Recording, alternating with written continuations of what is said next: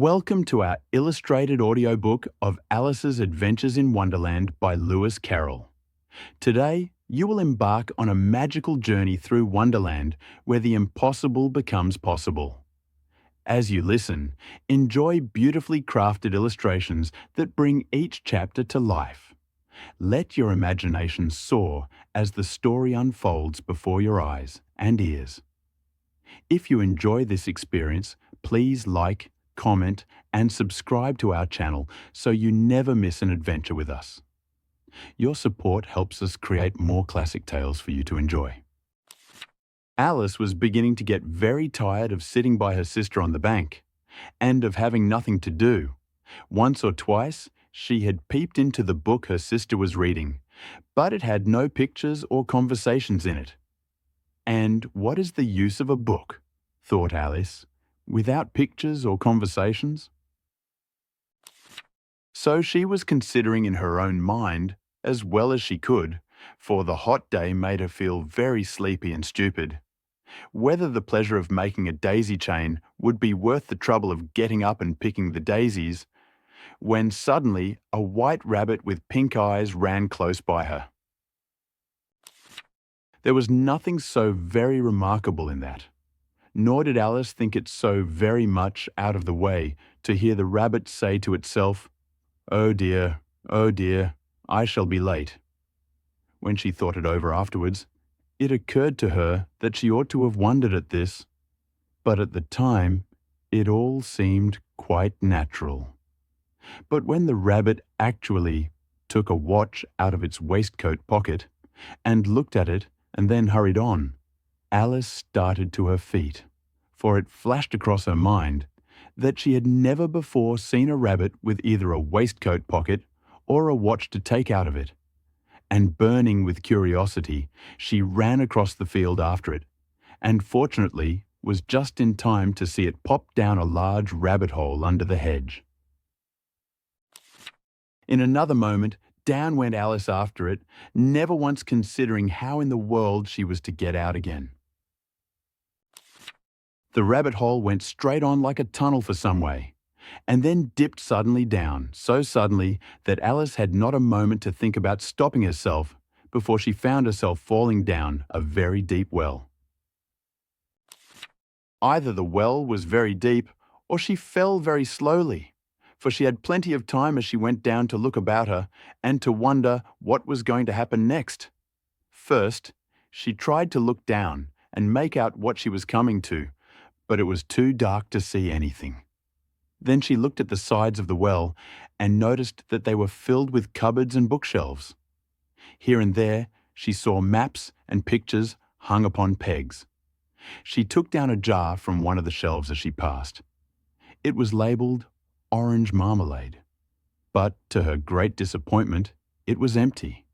She did not like to drop the jar for fear of killing somebody underneath, so managed to put it into one of the cupboards as she fell past it. Well, thought Alice to herself, after such a fall as this, I shall think nothing of tumbling downstairs. How brave they'll all think me at home. Why, I wouldn't say anything about it, even if I fell off the top of the house, which was very likely true. Down, down, down. Would the fall never come to an end? I wonder how many miles I've fallen by this time, she said aloud. I must be getting somewhere near the center of the earth. Let me see. That would be 4,000 miles down, I think. For, you see, Alice had learnt several things of this sort in her lessons in the schoolroom, and though this was not a very good opportunity for showing off her knowledge, as there was no one to listen to her, still it was good practice to say it over. Yes, that's about the right distance, but then I wonder what latitude or longitude I've got to. Alice had no idea what latitude was, or longitude either, but thought they were nice grand words to say. Presently she began again. I wonder if I shall fall right through the earth. How funny it'll seem to come out among the people that walk with their heads downward. The antipathies, I think. She was rather glad there was no one listening this time, as it didn't sound at all the right word. But I shall have to ask them what the name of the country is, you know. Please, ma'am, is this New Zealand or Australia? And she tried to curtsy as she spoke. Fancy curtsying as you're falling through the air. Do you think you could manage it? And what an ignorant little girl she'll think me for asking. No, it'll never do to ask. Perhaps I shall see it written up somewhere. Down, down, down. There was nothing else to do, so Alice soon began talking again. Dinah'll miss me very much tonight, I should think. Dinah was the cat. I hope they'll remember her saucer of milk at tea time. Dinah, my dear, I wish you were down here with me. There are no mice in the air, I'm afraid, but you might catch a bat, and that's very like a mouse, you know. But do cats eat bats, I wonder? And here Alice began to get rather sleepy and went on saying to herself, in a dreamy sort of way, "Do cats eat bats? Do cats eat bats?" And sometimes, do bats eat cats? For you see, as she couldn't answer either question, it didn't much matter which way she put it. She felt that she was dozing off, and had just begun to dream that she was walking hand in hand with Dinah, and saying to her very earnestly, "Now, Dinah, tell me the truth. Did you ever eat a bat?" When suddenly, thump, thump, down she came upon a heap of sticks and dry leaves, and the fall was over. Alice was not a bit hurt, and she jumped up onto her feet in a moment. She looked up, but it was all dark overhead. Before her was another long passage, and the white rabbit was still in sight, hurrying down it. There was not a moment to be lost. Away went Alice like the wind, and was just in time to hear it say, as it turned a corner, "Oh, my ears and whiskers, how late it's getting." She was close behind it when she turned the corner, but the rabbit was no longer to be seen. She found herself in a long, low hall, which was lit up by a row of lamps hanging from the roof. There were doors all round the hall, but they were all locked, and when Alice had been all the way down one side and up the other, trying every door, she walked sadly down the middle, wondering how she was ever to get out again. Suddenly, she came upon a little three-legged table, all made of solid glass. There was nothing on it except a tiny golden key, and Alice's first thought was that it might belong to one of the doors of the hall. But, alas, either the locks were too large or the key was too small, but at any rate, it would not open any of them. However, on the second time round, she came upon a low curtain she had not noticed before, and behind it was a little door about 15 inches high. She tried the little golden key in the lock, and to her great delight, it fitted. Alice opened the door and found that it led into a small passage, not much larger than a rat hole. She knelt down and looked along the passage into the loveliest garden you ever saw. How she longed to get out of that dark hall and wander about among those beds of bright flowers and those cool fountains.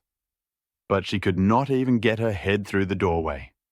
And even if my head would go through, thought poor Alice, it would be of very little use without my shoulders. Oh, how I wish I could shut up like a telescope. I think I could, if I only knew how to begin. For, you see, so many out-of-the-way things had happened lately that Alice had begun to think that very few things indeed were really impossible. There seemed to be no use in waiting by the little door, so she went back to the table, half hoping she might find another key on it, or at any rate a book of rules for shutting people up like telescopes. This time she found a little bottle on it, which certainly was not here before, said Alice, and round the neck of the bottle was a paper label with the words, "Drink me," beautifully printed on it in large letters. It was all very well to say, "Drink me," But the wise little Alice was not going to do that in a hurry. "No, I'll look first," she said, "and see whether it's marked poison or not." For she had read several nice little histories about children who had got burnt and eaten up by wild beasts and other unpleasant things, all because they would not remember the simple rules their friends had taught them, such as that a red-hot poker will burn you if you hold it too long, and that if you cut your finger very deeply with a knife, it usually bleeds. And she had never forgotten that, if you drink much from a bottle marked poison, it is almost certain to disagree with you sooner or later. However, this bottle was not marked poison, so Alice ventured to taste it, and finding it very nice, it had in fact a sort of mixed flavour of cherry tart, custard, pineapple, roast turkey, toffee, and hot buttered toast. She very soon finished it off. What a curious feeling," said Alice. "I must be shutting up like a telescope." And so it was indeed. She was now only 10 inches high, and her face brightened up at the thought that she was now the right size for going through the little door into that lovely garden. First, however, she waited for a few minutes to see if she was going to shrink any further. She felt a little nervous about this. "For it might end, you know," said Alice to herself, "in my going out altogether, like a candle. I wonder what I should be like then." And she tried to fancy what the flame of a candle is like after the candle is blown out, for she could not remember ever having seen such a thing. After a while, finding that nothing more happened, she decided on going into the garden at once. But alas for poor Alice! When she got to the door, she found she had forgotten the little golden key, and when she went back to the table for it, she found she could not possibly reach it. She could see it quite plainly through the glass, and she tried her best to climb up one of the legs of the table, but it was too slippery. And when she had tired herself out with trying, the poor little thing sat down and cried. "Come, there's no use in crying like that," said Alice to herself, rather sharply. "I advise you to leave off this minute." She generally gave herself very good advice, though she very seldom followed it, and sometimes she scolded herself so severely as to bring tears into her eyes. And once she remembered trying to box her own ears for having cheated herself in a game of croquet. She was playing against herself, for this curious child was very fond of pretending to be two people. "But it's no use now," thought poor Alice, "to pretend to be two people. Why, there's hardly enough of me left to make one respectable person." Soon her eye fell on a little glass box that was lying under the table. She opened it and found in it a very small cake, on which the words, "Eat me," were beautifully marked in currants. "Well, I'll eat it," said Alice, "and if it makes me grow larger, I can reach the key, and if it makes me grow smaller, I can creep under the door. So either way, I'll get into the garden, and I don't care which happens." She ate a little bit and said anxiously to herself, "Which way? Which way?" holding her hand on the top of her head to feel which way it was growing, and she was quite surprised to find that she remained the same size. To be sure, this generally happens when one eats cake, but Alice had got so much into the way of expecting nothing but out-of-the-way things to happen that it seemed quite dull and stupid for life to go on in the common way. So she set to work and very soon finished off the cake. "Curiouser and curiouser," cried Alice. She was so much surprised that for the moment she quite forgot how to speak good English. "Now I'm opening out like the largest telescope that ever was. Goodbye, feet." For when she looked down at her feet, they seemed to be almost out of sight. They were getting so far off. Oh, my poor little feet. I wonder who will put on your shoes and stockings for you now, dears. I'm sure I shan't be able. I shall be a great deal too far off to trouble myself about you. You must manage the best way you can. But I must be kind to them, thought Alice. Or perhaps they won't walk the way I want to go. Let me see. I'll give them a new pair of boots every Christmas. And she went on planning to herself how she would manage it. They must go by the carrier, she thought.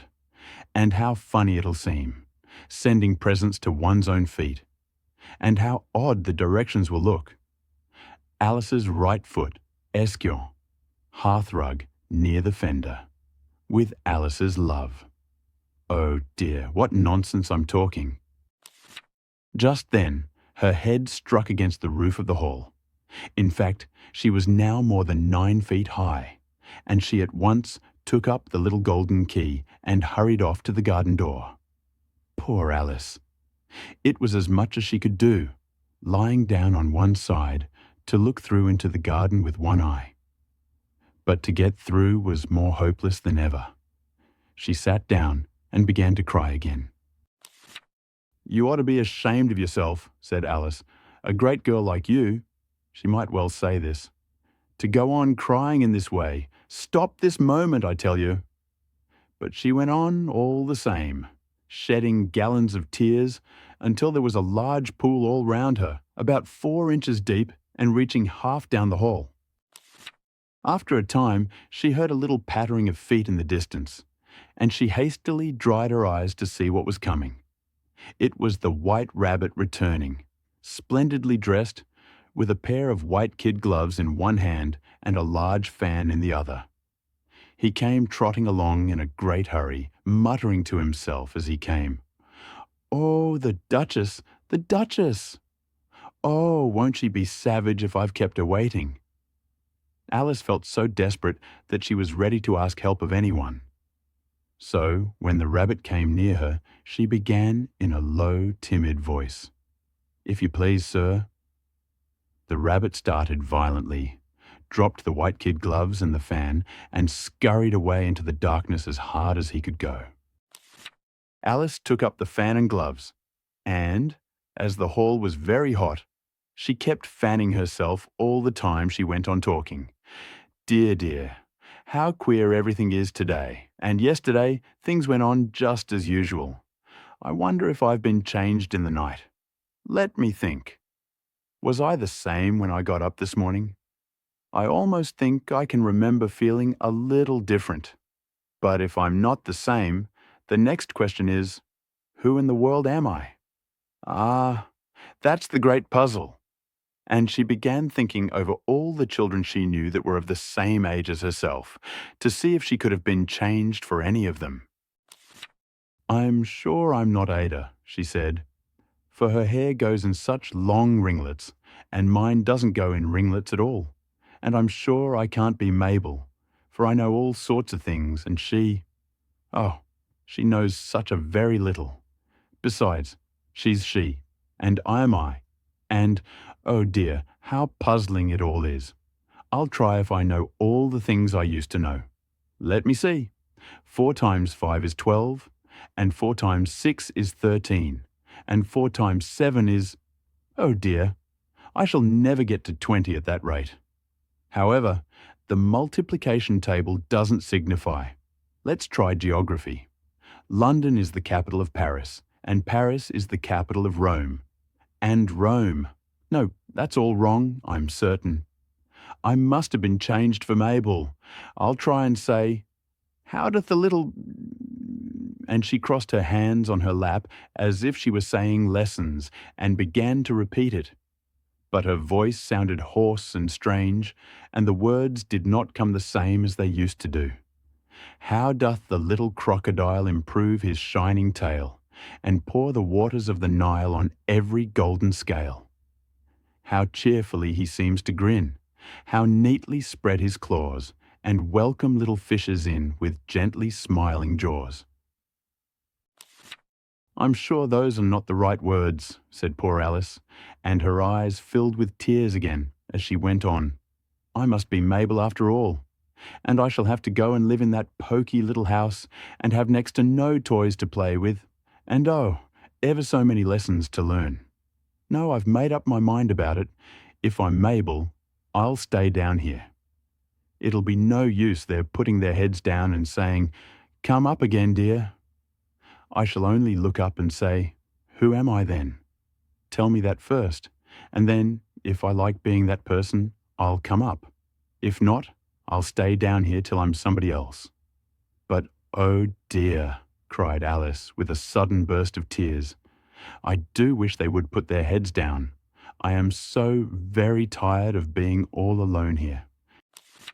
As she said this, she looked down at her hands and was surprised to see that she had put on one of the rabbit's little white kid gloves while she was talking. How can I have done that? She thought. I must be growing small again. She got up and went to the table to measure herself by it, and found that, as nearly as she could guess, she was now about 2 feet high, and was going on shrinking rapidly. She soon found out that the cause of this was the fan she was holding, and she dropped it hastily, just in time to avoid shrinking away altogether. That was a narrow escape, said Alice, a good deal frightened at the sudden change, but very glad to find herself still in existence. And now for the garden. And she ran with all speed back to the little door. But alas, the little door was shut again, and the little golden key was lying on the glass table as before. And things are worse than ever, thought the poor child, for I never was so small as this before, never, and I declare it's too bad that it is. As she said these words, her foot slipped, and in another moment, splash, she was up to her chin in salt water. Her first idea was that she had somehow fallen into the sea, and in that case, I can go back by railway, she said to herself. Alice had been to the seaside once in her life and had come to the general conclusion that wherever you go to on the English coast, you find a number of bathing machines in the sea, some children digging in the sand with wooden spades, then a row of lodging houses, and behind them, a railway station. However, she soon made out that she was in the pool of tears which she had wept when she was 9 feet high. I wish I hadn't cried so much, said Alice, as she swam about trying to find her way out. I shall be punished for it now, I suppose, by being drowned in my own tears. That will be a queer thing, to be sure. However, everything is queer today. Just then, she heard something splashing about in the pool a little way off, and she swam nearer to make out what it was. At first, she thought it must be a walrus or hippopotamus, but then she remembered how small she was now, and she soon made out that it was only a mouse that had slipped in like herself. Would it be of any use now, thought Alice, to speak to this mouse?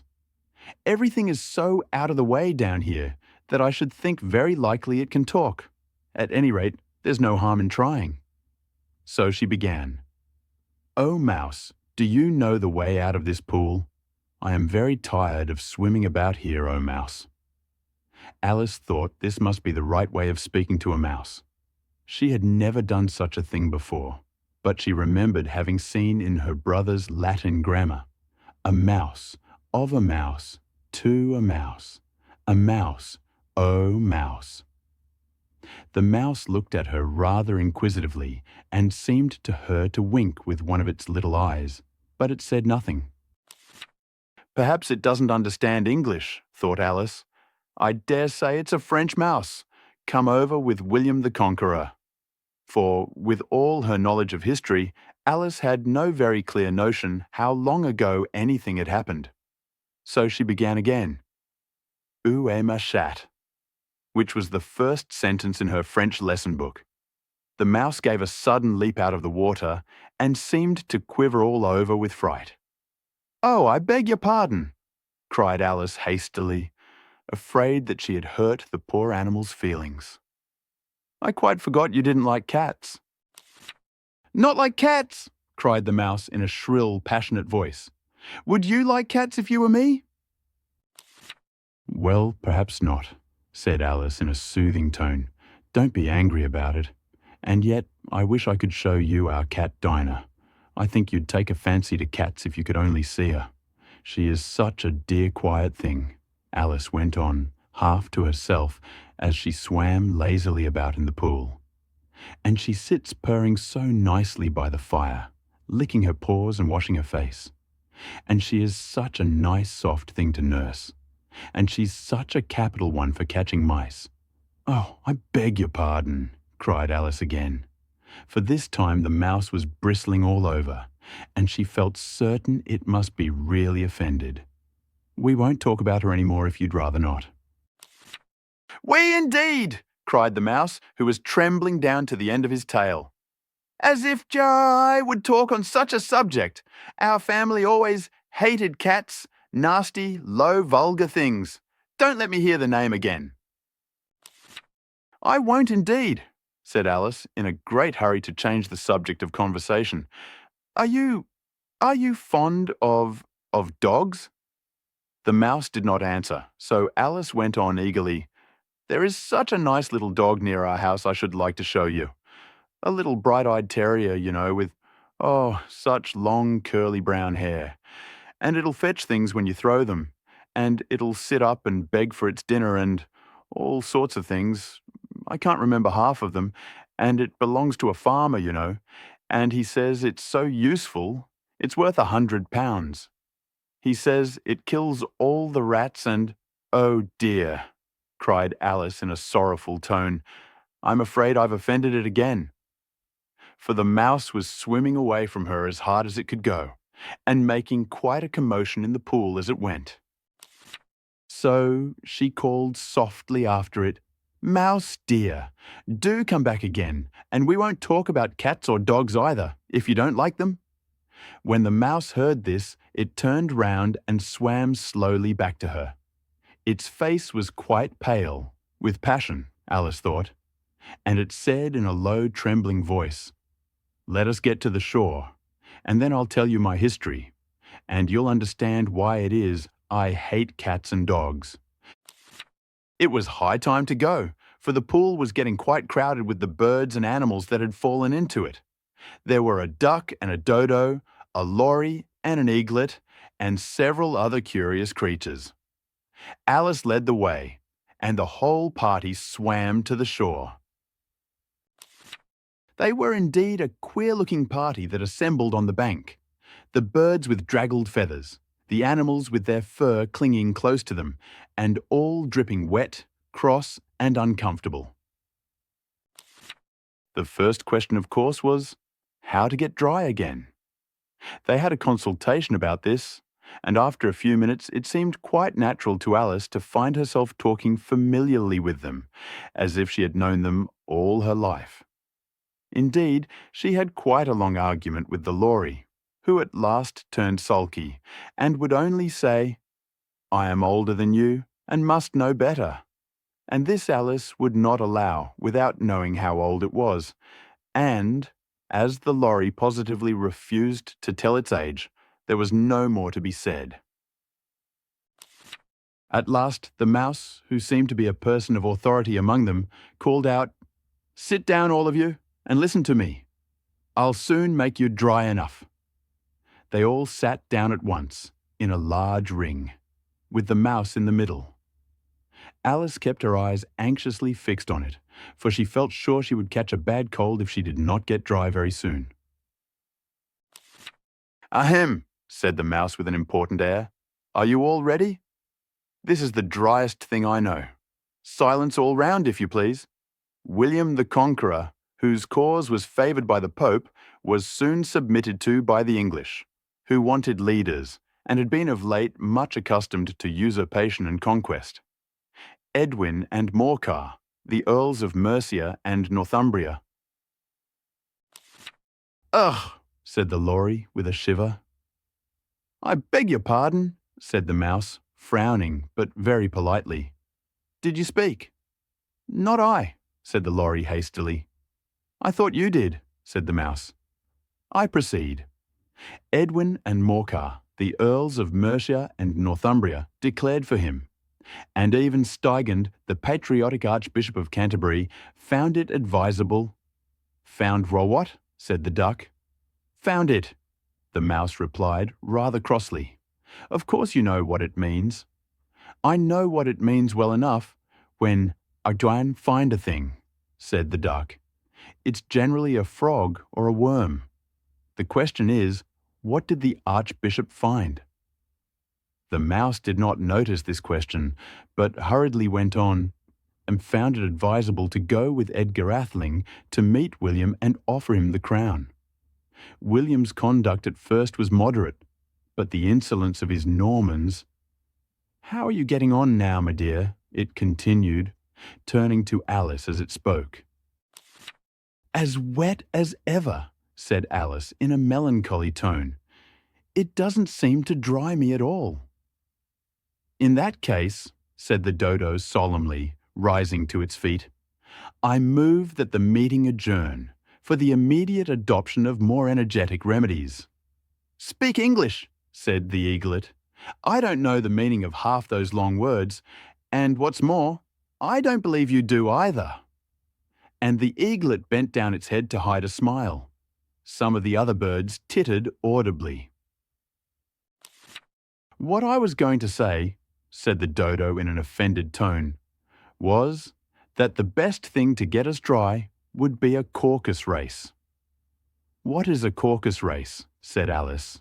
Not that she wanted much to know, but the dodo had paused as if it thought that somebody ought to speak, and no one else seemed inclined to say anything. Why, said the dodo, the best way to explain it is to do it.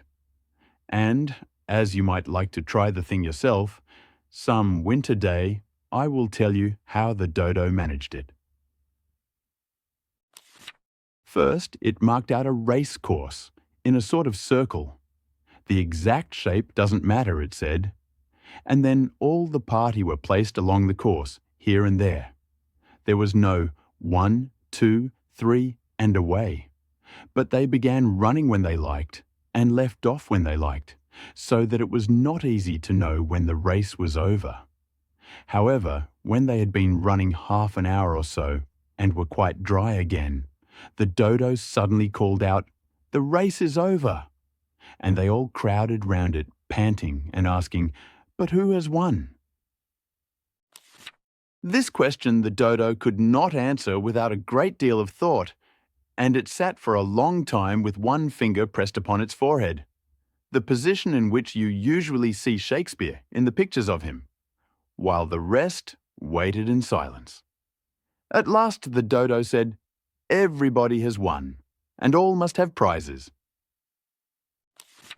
"But who is to give the prizes?" quite a chorus of voices asked. "Why, she, of course," said the dodo, pointing to Alice with one finger. And the whole party at once crowded round her, calling out in a confused way, "Prizes! Prizes!" Alice had no idea what to do, and in despair she put her hand in her pocket and pulled out a box of comfits. Luckily the salt water had not got into it, and handed them round as prizes. There was exactly one A piece all round. "But she must have a prize herself, you know," said the mouse. "Of course," the dodo replied very gravely. "What else have you got in your pocket?" he went on, turning to Alice. "Only a thimble," said Alice sadly. "Hand it over here," said the dodo. Then they all crowded round her once more, while the dodo solemnly presented the thimble, saying, "We beg your acceptance of this elegant thimble." And, when it had finished this short speech, they all cheered. Alice thought the whole thing very absurd, but they all looked so grave that she did not dare to laugh. And, as she could not think of anything to say, she simply bowed and took the thimble, looking as solemn as she could. The next thing was to eat the comfits. This caused some noise and confusion, as the large birds complained that they could not taste theirs, and the small ones choked and had to be patted on the back. However, it was over at last, and they sat down again in a ring and begged the mouse to tell them something more. "You promised to tell me your history, you know," said Alice, "and why it is you hate C and D," she added in a whisper, half afraid that it would be offended again. "Mine is a long and a sad tale," said the mouse, turning to Alice and sighing. "It is a long tale, certainly," said Alice, looking down with wonder at the mouse's tail. "But why do you call it sad?" And she kept on puzzling about it while the mouse was speaking, so that her idea of the tale was something like this.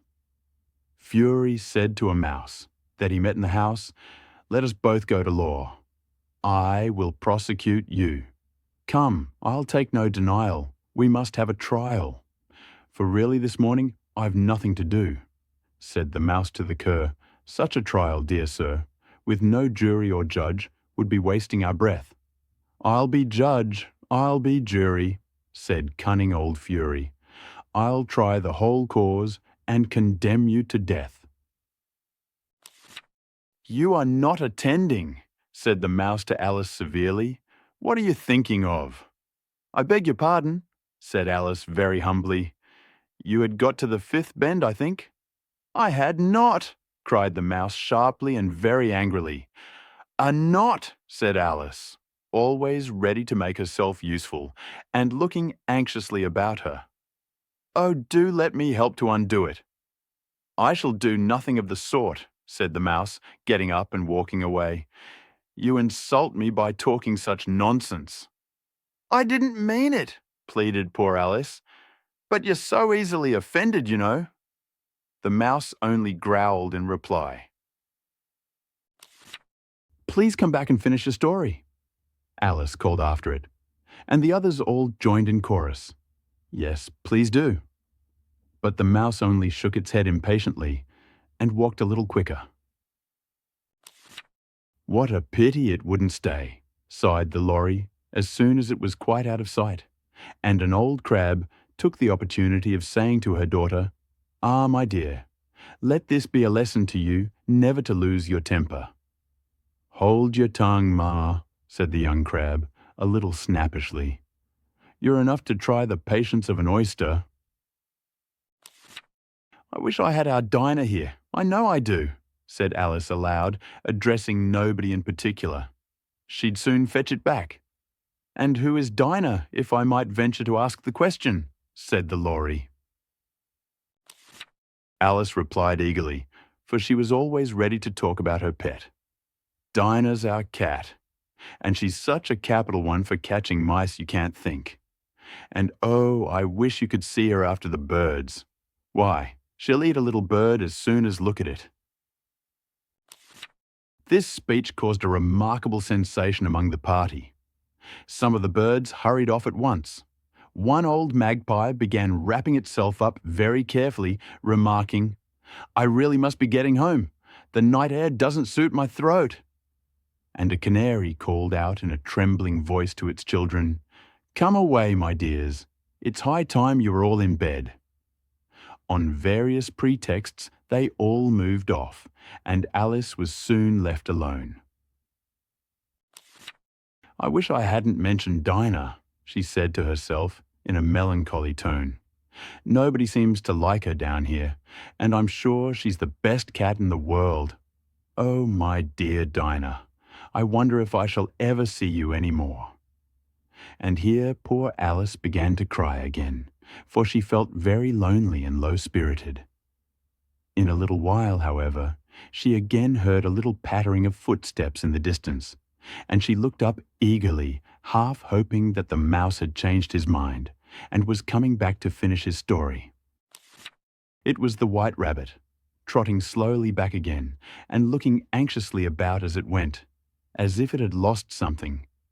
And she heard it muttering to itself, "The Duchess! The Duchess! Oh, my dear paws! Oh, my fur and whiskers! She'll get me executed, as sure as ferrets are ferrets. Where can I have dropped them, I wonder?" Alice guessed in a moment that it was looking for the fan and the pair of white kid gloves, and she very good-naturedly began hunting about for them, but they were nowhere to be seen. Everything seemed to have changed since her swim in the pool, and the great hall, with the glass table and the little door, had vanished completely. Very soon, the rabbit noticed Alice as she went hunting about, and called out to her in an angry tone, "Why, Mary Ann, what are you doing out here? Run home this moment and fetch me a pair of gloves and a fan. Quick now!" And Alice was so much frightened that she ran off at once in the direction it pointed to, without trying to explain the mistake it had made. "He took me for his housemaid," she said to herself as she ran. "How surprised he'll be when he finds out who I am. But I'd better take him his fan and gloves. That is, if I can find them." As she said this, she came upon a neat little house, on the door of which was a bright brass plate, with the name W. Rabbit engraved upon it. She went in without knocking, and hurried upstairs, in great fear lest she should meet the real Mary Ann, and be turned out of the house before she had found the fan and gloves. "How queer it seems," Alice said to herself, "to be going messages for a rabbit. I suppose Dine'll be sending me on messages next." And she began fancying the sort of thing that would happen. "Miss Alice, come here directly and get ready for your walk." "Coming in a minute, nurse, but I've got to see that the mouse doesn't get out." "Only I don't think," Alice went on, "that they'd let Dinah stop in the house if it began ordering people about like that." By this time, she had found her way into a tidy little room with a table in the window, and on it, as she had hoped, a fan and 2 or 3 pairs of tiny white kid gloves. She took up the fan and a pair of the gloves, and was just going to leave the room, when her eye fell upon a little bottle that stood near the looking-glass. There was no label this time with the words, "Drink me," but nevertheless she uncorked it and put it to her lips. "I know something interesting is sure to happen," she said to herself, "whenever I eat or drink anything, so I'll just see what this bottle does. I do hope it'll make me grow large again, for really I'm quite tired of being such a tiny little thing." It did so indeed, and much sooner than she had expected. Before she had drunk half the bottle, she found her head pressing against the ceiling, and had to stoop to save her neck from being broken. She hastily put down the bottle, saying to herself, "That's quite enough. I hope I shan't grow any more. As it is, I can't get out at the door. I do wish I hadn't drunk quite so much." Alas, it was too late to wish that. She went on growing and growing, and very soon had to kneel down on the floor. In another minute, there was not even room for this, and she tried the effect of lying down with one elbow against the door, and the other arm curled round her head. Still, she went on growing, and as a last resource, she put one arm out of the window and one foot up the chimney, and said to herself, "Now I can do no more, whatever happens. What will become of me?" Luckily for Alice, the little magic bottle had now had its full effect, and she grew no larger. Still, it was very uncomfortable, and, as there seemed to be no sort of chance of her ever getting out of the room again, no wonder she felt unhappy. It was much pleasanter at home, thought poor Alice, when one wasn't always growing larger and smaller, and being ordered about by mice and rabbits. I almost wish I hadn't gone down that rabbit hole. And yet, it's rather curious, you know, this sort of life. I do wonder what can have happened to me. When I used to read fairy tales, I fancied that kind of thing never happened. And now, here I am in the middle of one. There ought to be a book written about me, that there ought. And when I grow up, I'll write one. But I'm grown up now," she added in a sorrowful tone. "At least there's no room to grow up any more here." "But then," thought Alice, "shall I never get any older than I am now. That'll be a comfort, one way. Never to be an old woman, but then always to have lessons to learn. Oh, I shouldn't like that. Oh, you foolish Alice, she answered herself. How can you learn lessons in here? Why, there's hardly room for you, and no room at all for any lesson books. And so she went on, taking first one side and then the other, and making quite a conversation of it altogether. But after a few minutes she heard a voice outside and stopped to listen.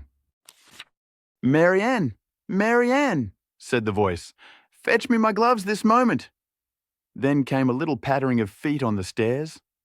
Alice knew it was the rabbit coming to look for her, and she trembled till she shook the house, quite forgetting that she was now about 1,000 times as large as the rabbit, and had no reason to be afraid of it. Presently, the rabbit came up to the door and tried to open it.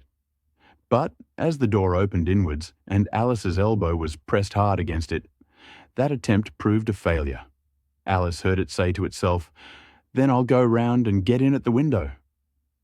"That you won't," thought Alice, and after waiting till she fancied she heard the rabbit just under the window, she suddenly spread out her hand and made a snatch in the air.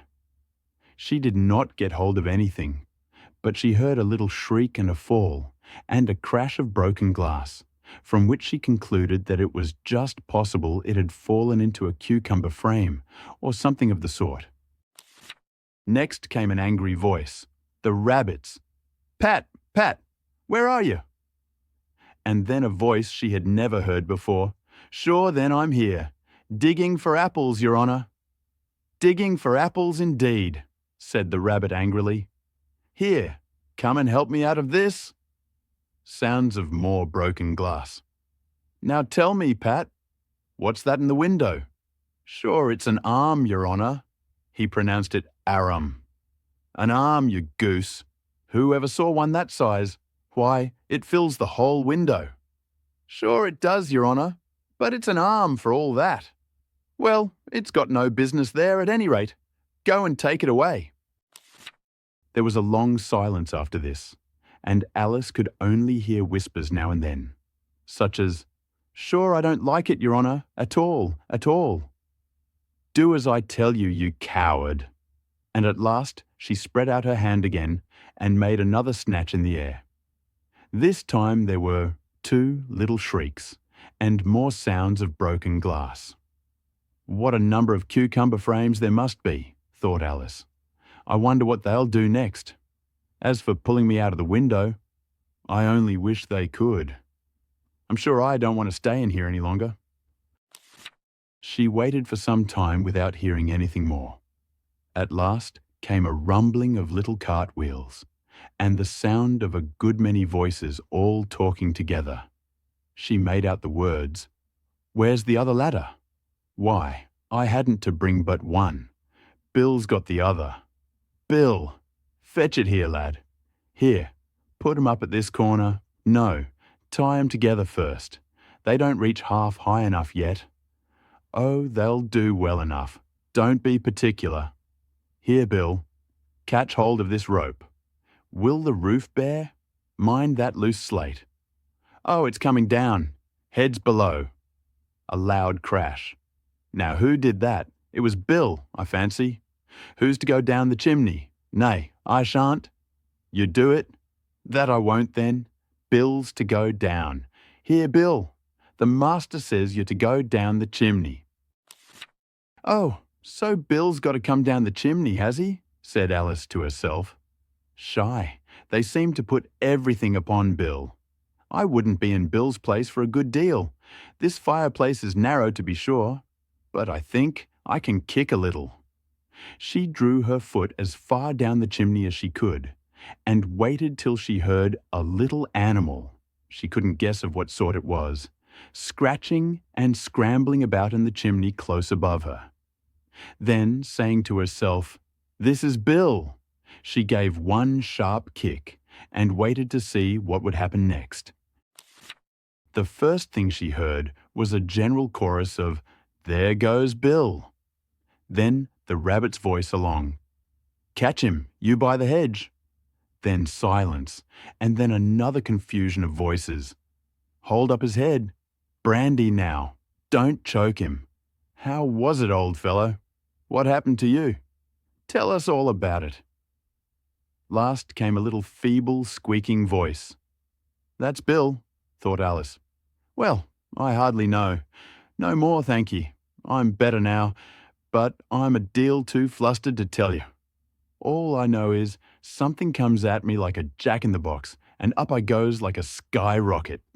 So you did, old fellow, said the others. We must burn the house down, said the rabbit's voice, and Alice called out as loud as she could, If you do, I'll set Dinah at you. There was a dead silence instantly, and Alice thought to herself, I wonder what they will do next. If they had any sense, they'd take the roof off. After a minute or two, they began moving about again, and Alice heard the rabbit say, A barrowful will do to begin with. A barrowful of what?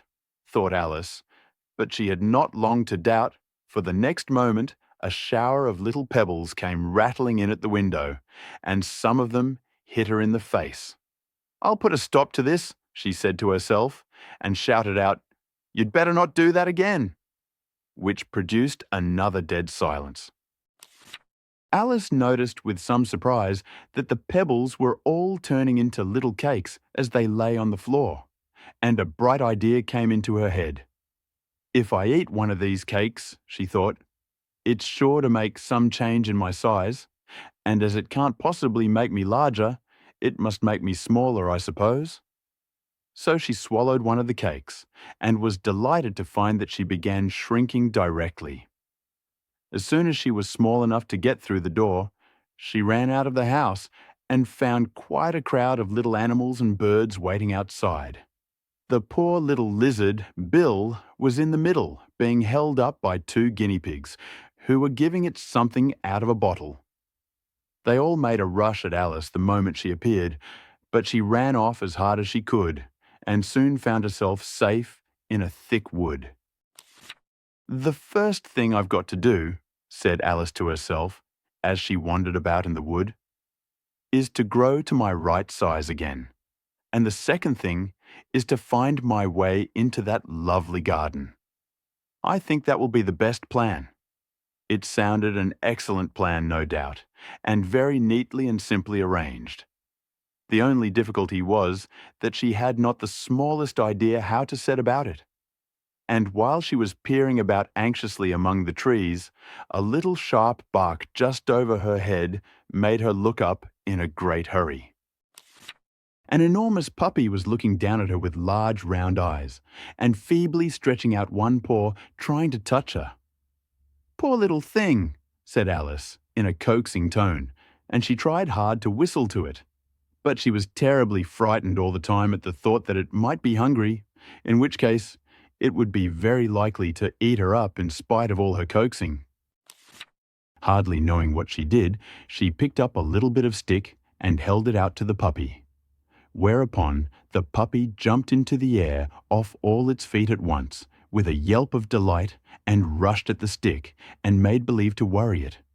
Then Alice dodged behind a great thistle to keep herself from being run over, and the moment she appeared on the other side, the puppy made another rush at the stick and tumbled head over heels in its hurry to get hold of it. Then Alice, thinking it was very like having a game of play with a cart horse and expecting every moment to be trampled under its feet, ran round the thistle again.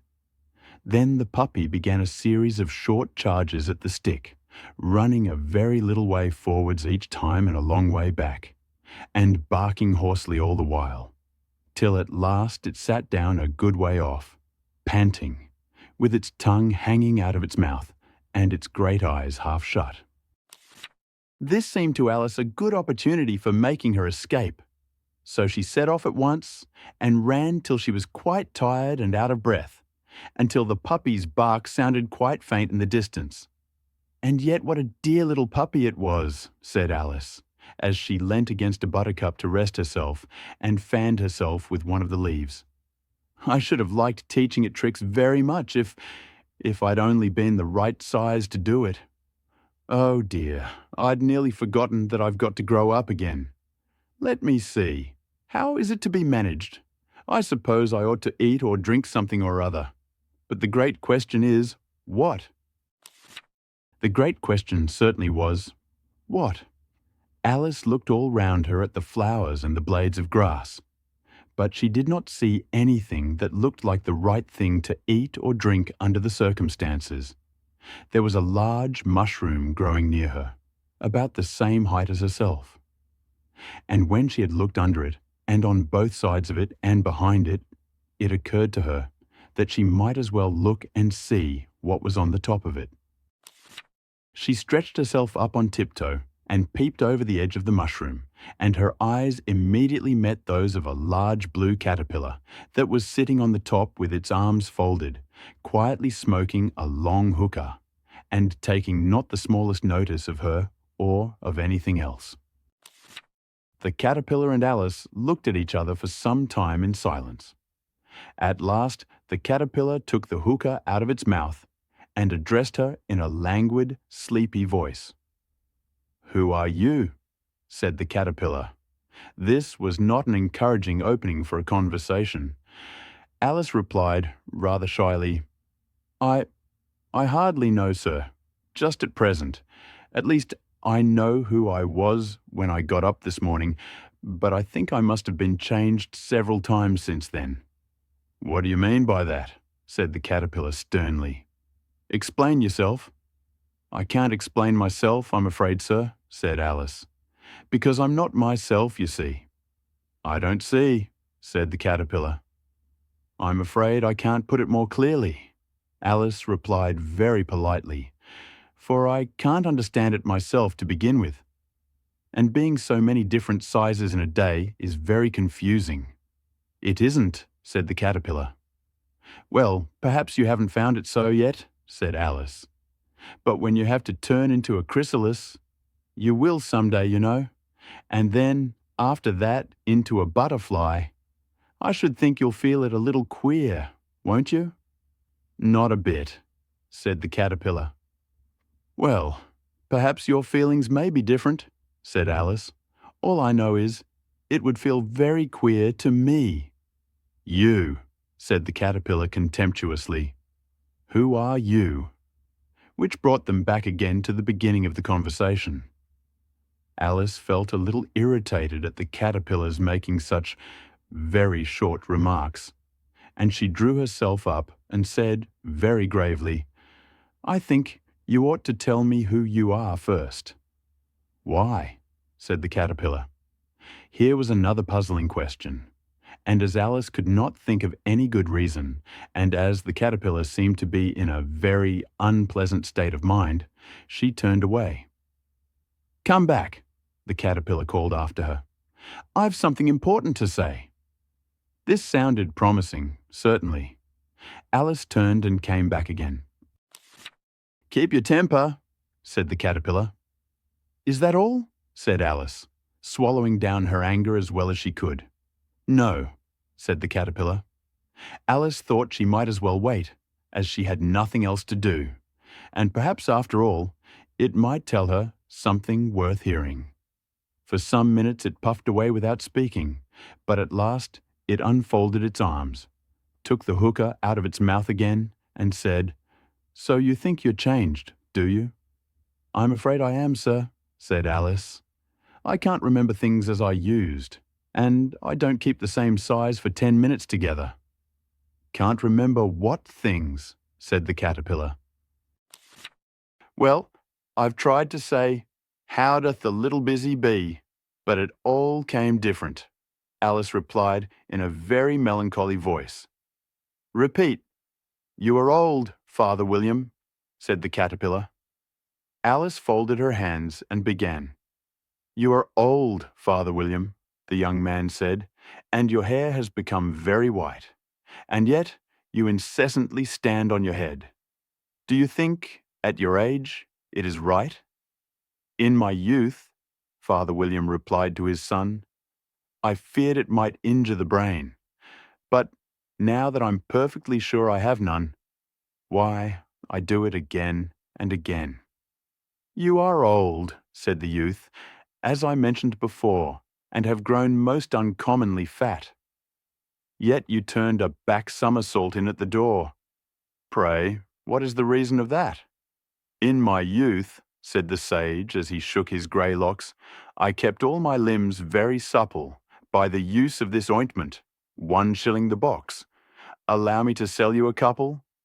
"You are old," said the youth, "and your jaws are too weak for anything tougher than suet. Yet you finished the goose with the bones and the beak. Pray, how did you manage to do it?" "In my youth," said his father, "I took to the law and argued each case with my wife, and the muscular strength which it gave to my jaw has lasted the rest of my life." "You are old," said the youth. "One would hardly suppose that your eye was as steady as ever. Yet you balanced an eel on the end of your nose. What made you so awfully clever?"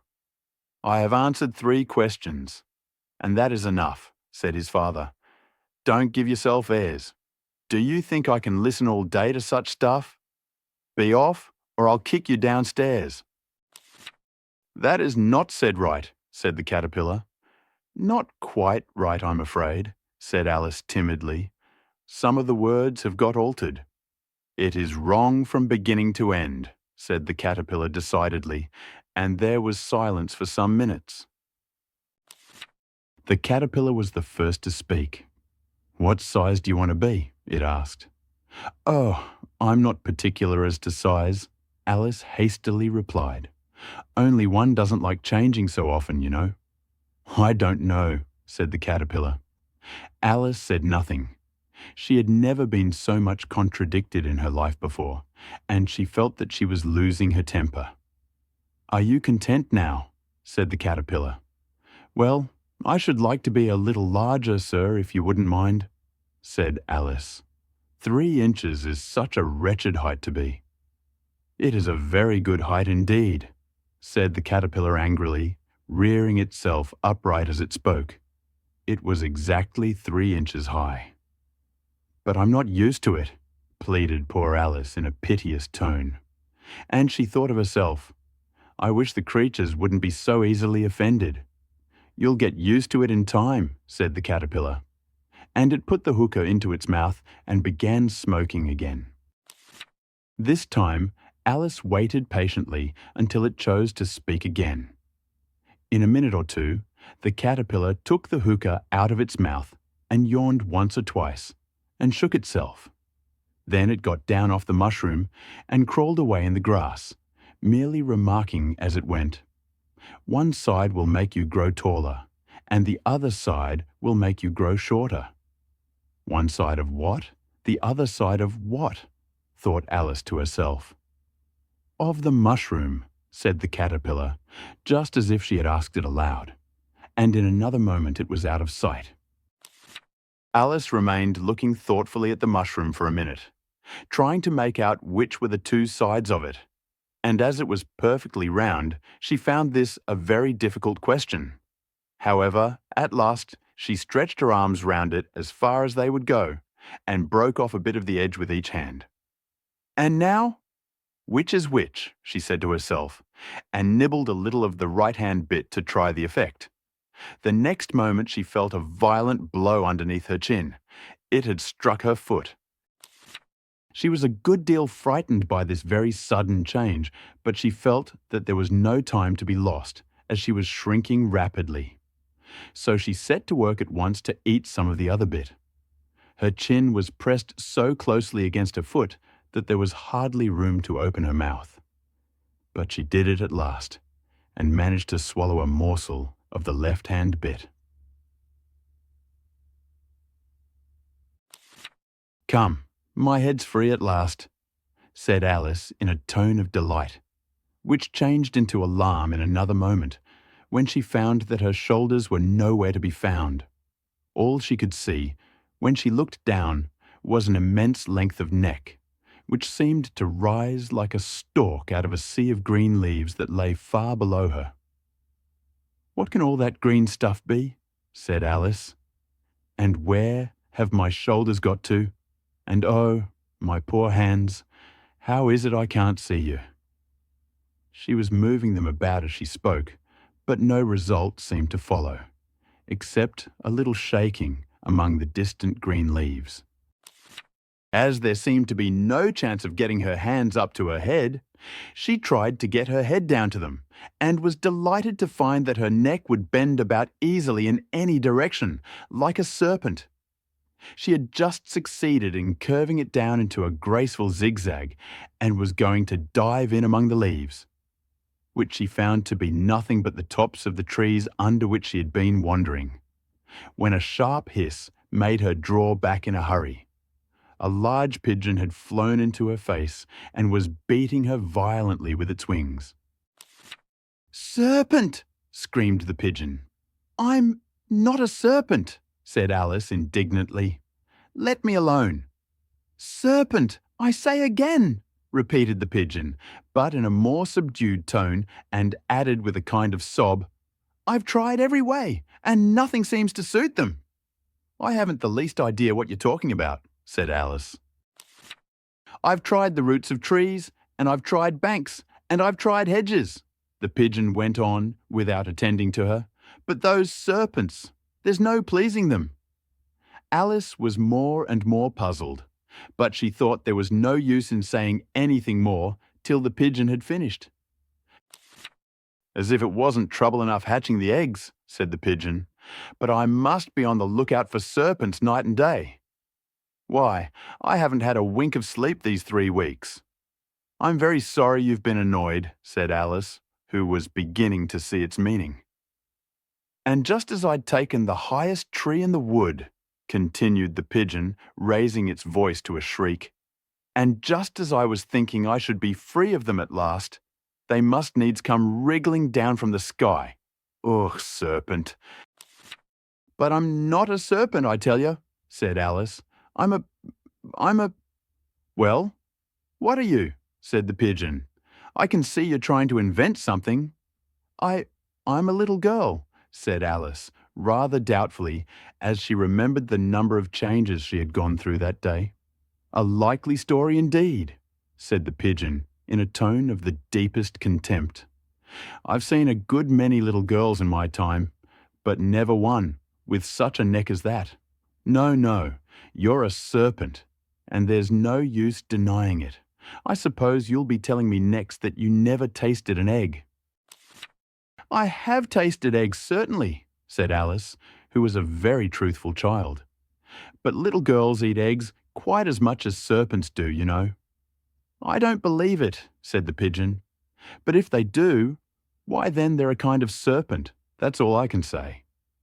This was such a new idea to Alice that she was quite silent for a minute or two, which gave the pigeon the opportunity of adding, "You're looking for eggs, I know that well enough, and what does it matter to me whether you're a little girl or a serpent?" "It matters a good deal to me," said Alice hastily. "But I'm not looking for eggs as it happens, and if I was, I shouldn't want yours. I don't like them raw." "Well, be off then," said the pigeon in a sulky tone as it settled down again into its nest. Alice crouched down among the trees as well as she could, for her neck kept getting entangled among the branches, and every now and then she had to stop and untwist it.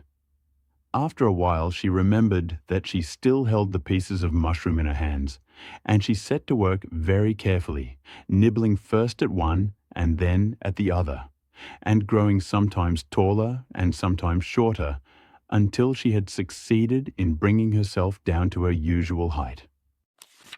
It was so long since she had been anything near the right size that it felt quite strange at first. But she got used to it in a few minutes and began talking to herself, as usual. "Come, there's half my plan done now. How puzzling all these changes are. I'm never sure what I'm going to be from one minute to another. However, I've got back to my right size. The next thing is to get into that beautiful garden. How is that to be done, I wonder?" As she said this, she came suddenly upon an open place, with a little house in it about 4 feet high. "Whoever lives there," thought Alice. "It'll never do to come upon them. This size. Why, I should frighten them out of their wits." So she began nibbling at the right-hand bit again, and did not venture to go near the house till she had brought herself down to 9 inches high. For a minute or two, she stood looking at the house and wondering what to do next, when suddenly a footman in livery came running out of the wood. She considered him to be a footman because he was in livery. Otherwise, judging by his face only, she would have called him a fish, and rapped loudly at the door with his knuckles. It was opened by another footman in livery with a round face and large eyes like a frog. And both footmen, Alice noticed, had powdered hair that curled all over their heads. She felt very curious to know what it was all about, and crept a little way out of the wood to listen. The fish footman began by producing from under his arm a great letter, nearly as large as himself, and this he handed over to the other, saying in a solemn tone, "For the Duchess, an invitation from the Queen to play croquet." The frog footman repeated in the same solemn tone, only changing the order of the words a little, "From the Queen, an invitation for the Duchess to play croquet." Then they both bowed low, and their curls got entangled together. Alice laughed so much at this that she had to run back into the wood for fear of their hearing her. And when she next peeped out, the fish footman was gone, and the other was sitting on the ground near the door, staring stupidly up into the sky. Alice went timidly up to the door and knocked. "There's no sort of use in knocking," said the footman, "and that for 2 reasons. First, because I'm on the same side of the door as you are. Secondly, because they're making such a noise inside, no one could possibly hear you." And certainly there was a most extraordinary noise going on within, a constant howling and sneezing, and every now and then a great crash, as if a dish or kettle had been broken to pieces. "Please then," said Alice, "how am I to get in?" "There might be some sense in your knocking," the footman went on without attending to her, "if we had the door between us. For instance, if you were inside, you might knock, and I could let you out, you know." He was looking up into the sky all the time he was speaking, and this Alice thought decidedly uncivil. "But perhaps he can't help it," she said to herself.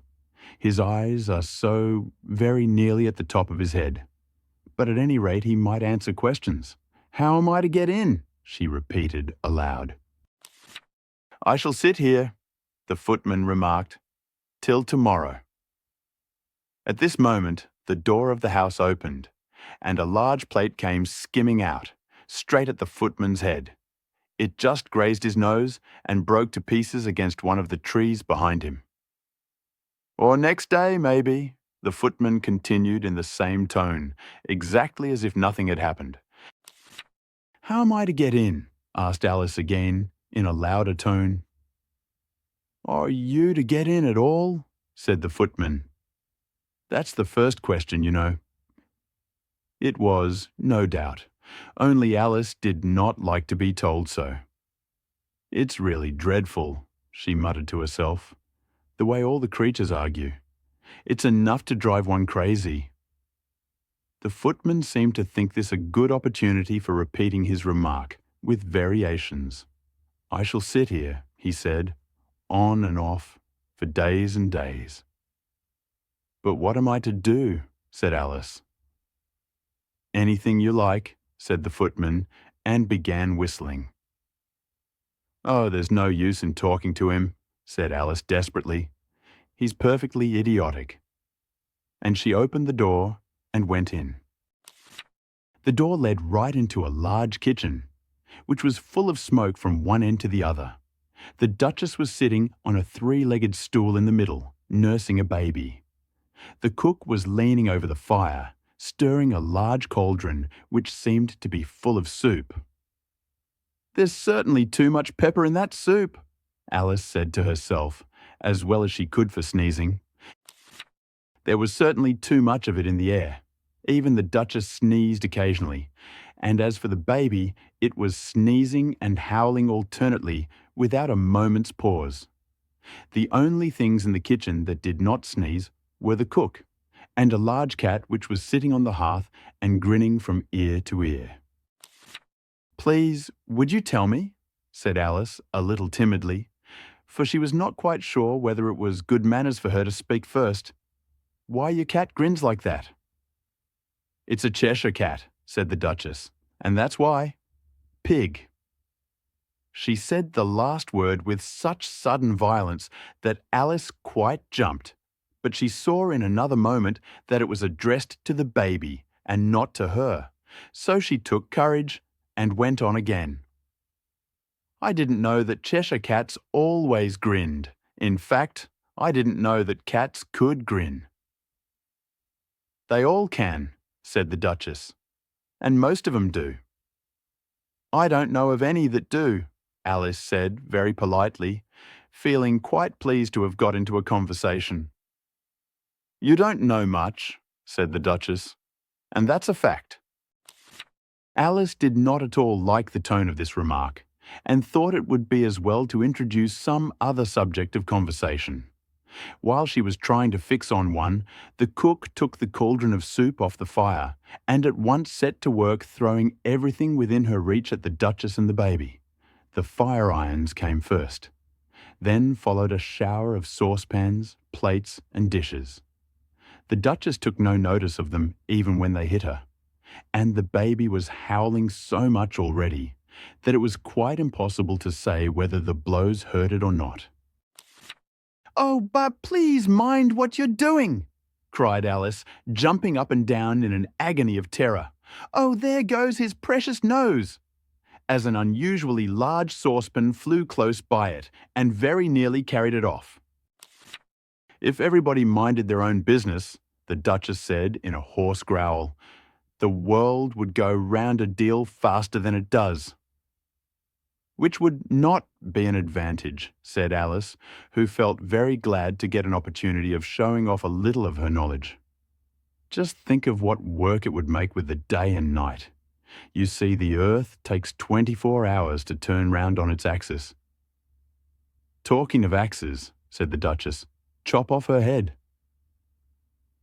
Alice glanced rather anxiously at the cook to see if she meant to take the hint, but the cook was busily stirring the soup and seemed not to be listening, so she went on again. 24 hours, I think. Or is it 12? "Oh, don't bother me," said the Duchess. "I never could abide figures." And with that, she began nursing her child again, singing a sort of lullaby to it as she did so, and giving it a violent shake at the end of every line. "Speak roughly to your little boy and beat him when he sneezes. He only does it to annoy, because he knows it teases." Chorus, in which the cook and the baby joined. Wow, wow, wow. While the Duchess sang the second verse of the song, she kept tossing the baby violently up and down, and the poor little thing howled so that Alice could hardly hear the words. "I speak severely to my boy. I beat him when he sneezes, for he can thoroughly enjoy the pepper when he pleases." Chorus. Wow, wow, wow. "Here, you may nurse it a bit if you like," the Duchess said to Alice, flinging the baby at her as she spoke. "I must go and get ready to play croquet with the Queen," and she hurried out of the room. The cook threw a frying pan after her as she went out, but it just missed her. Alice caught the baby with some difficulty, as it was a queer-shaped little creature, and held out its arms and legs in all directions.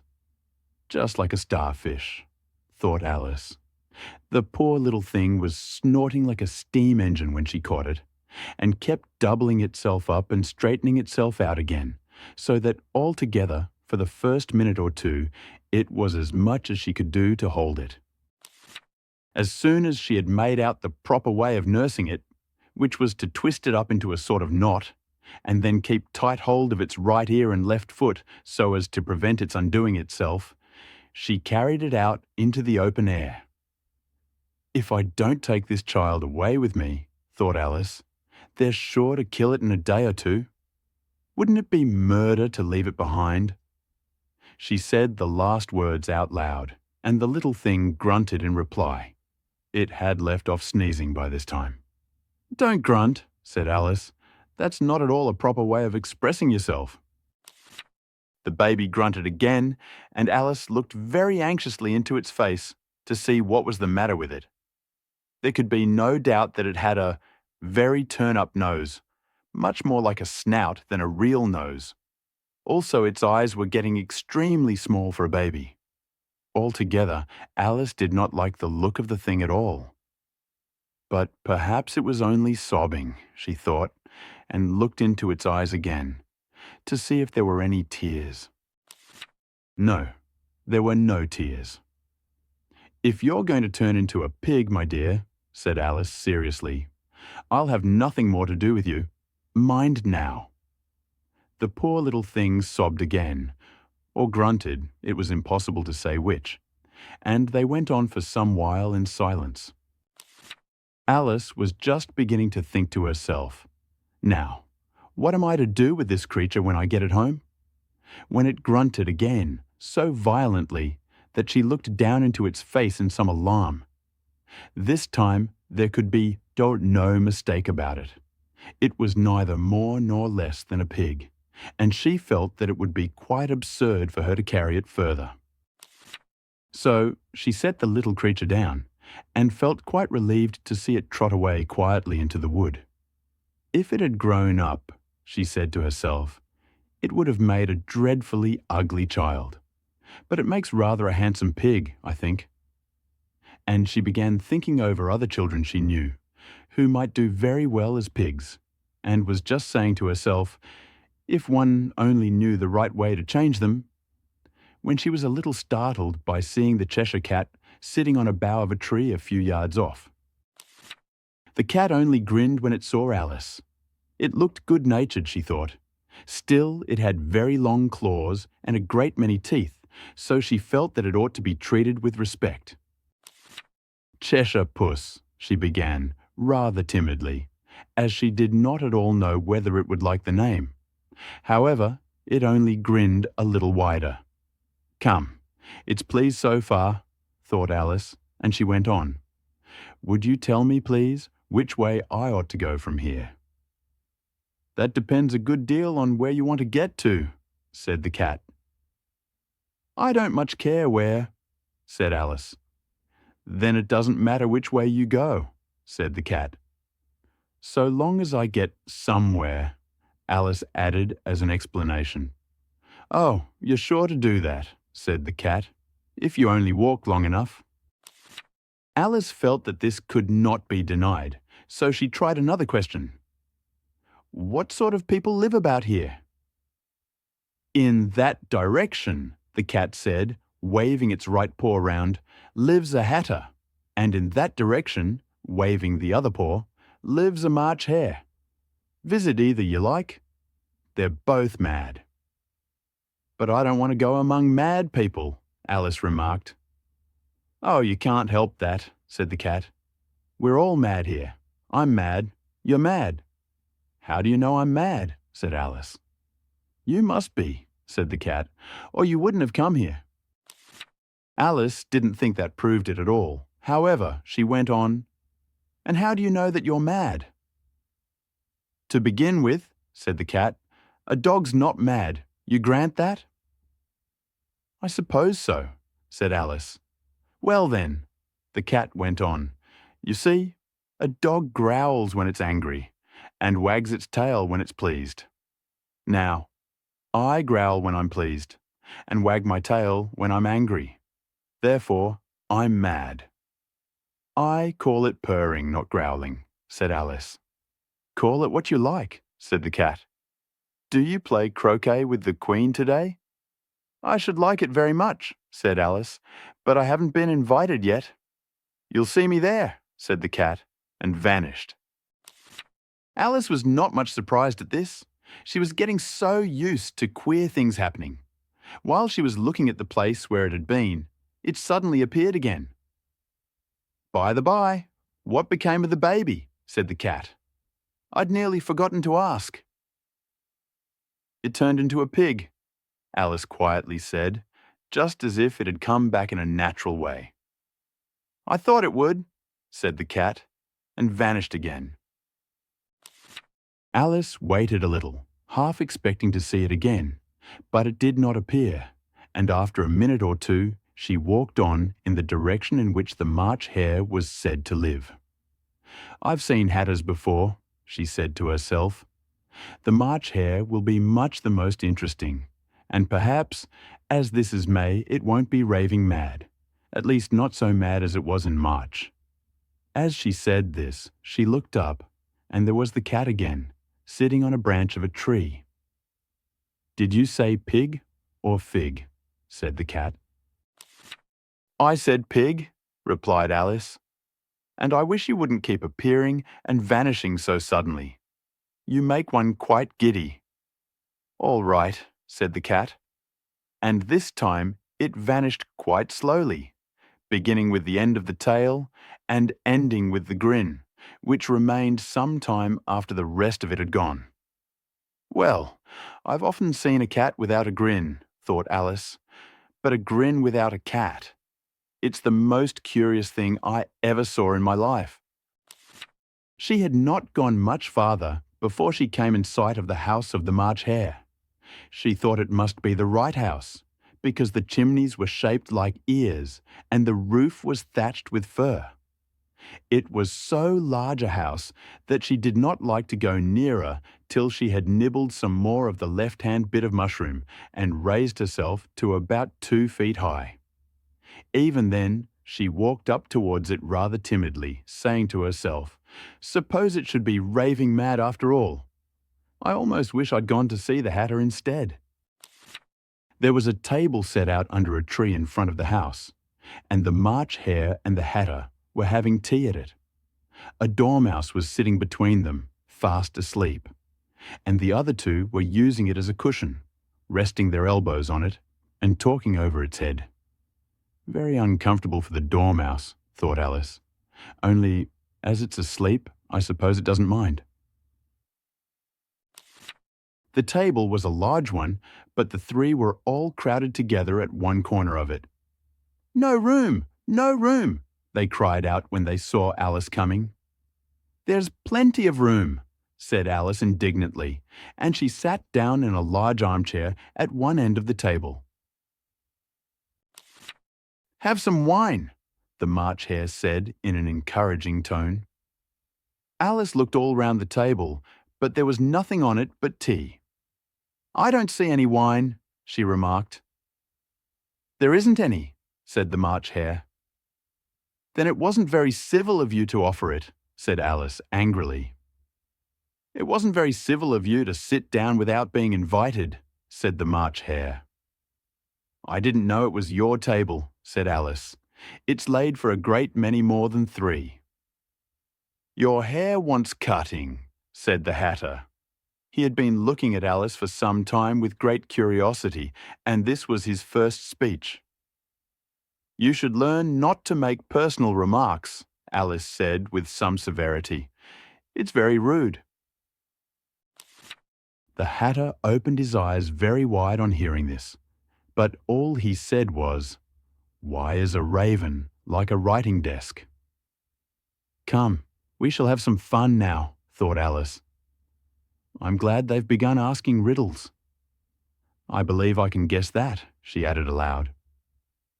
"Do you mean that you think you can find out the answer to it?" said the March Hare. "Exactly so," said Alice. "Then you should say what you mean," the March Hare went on.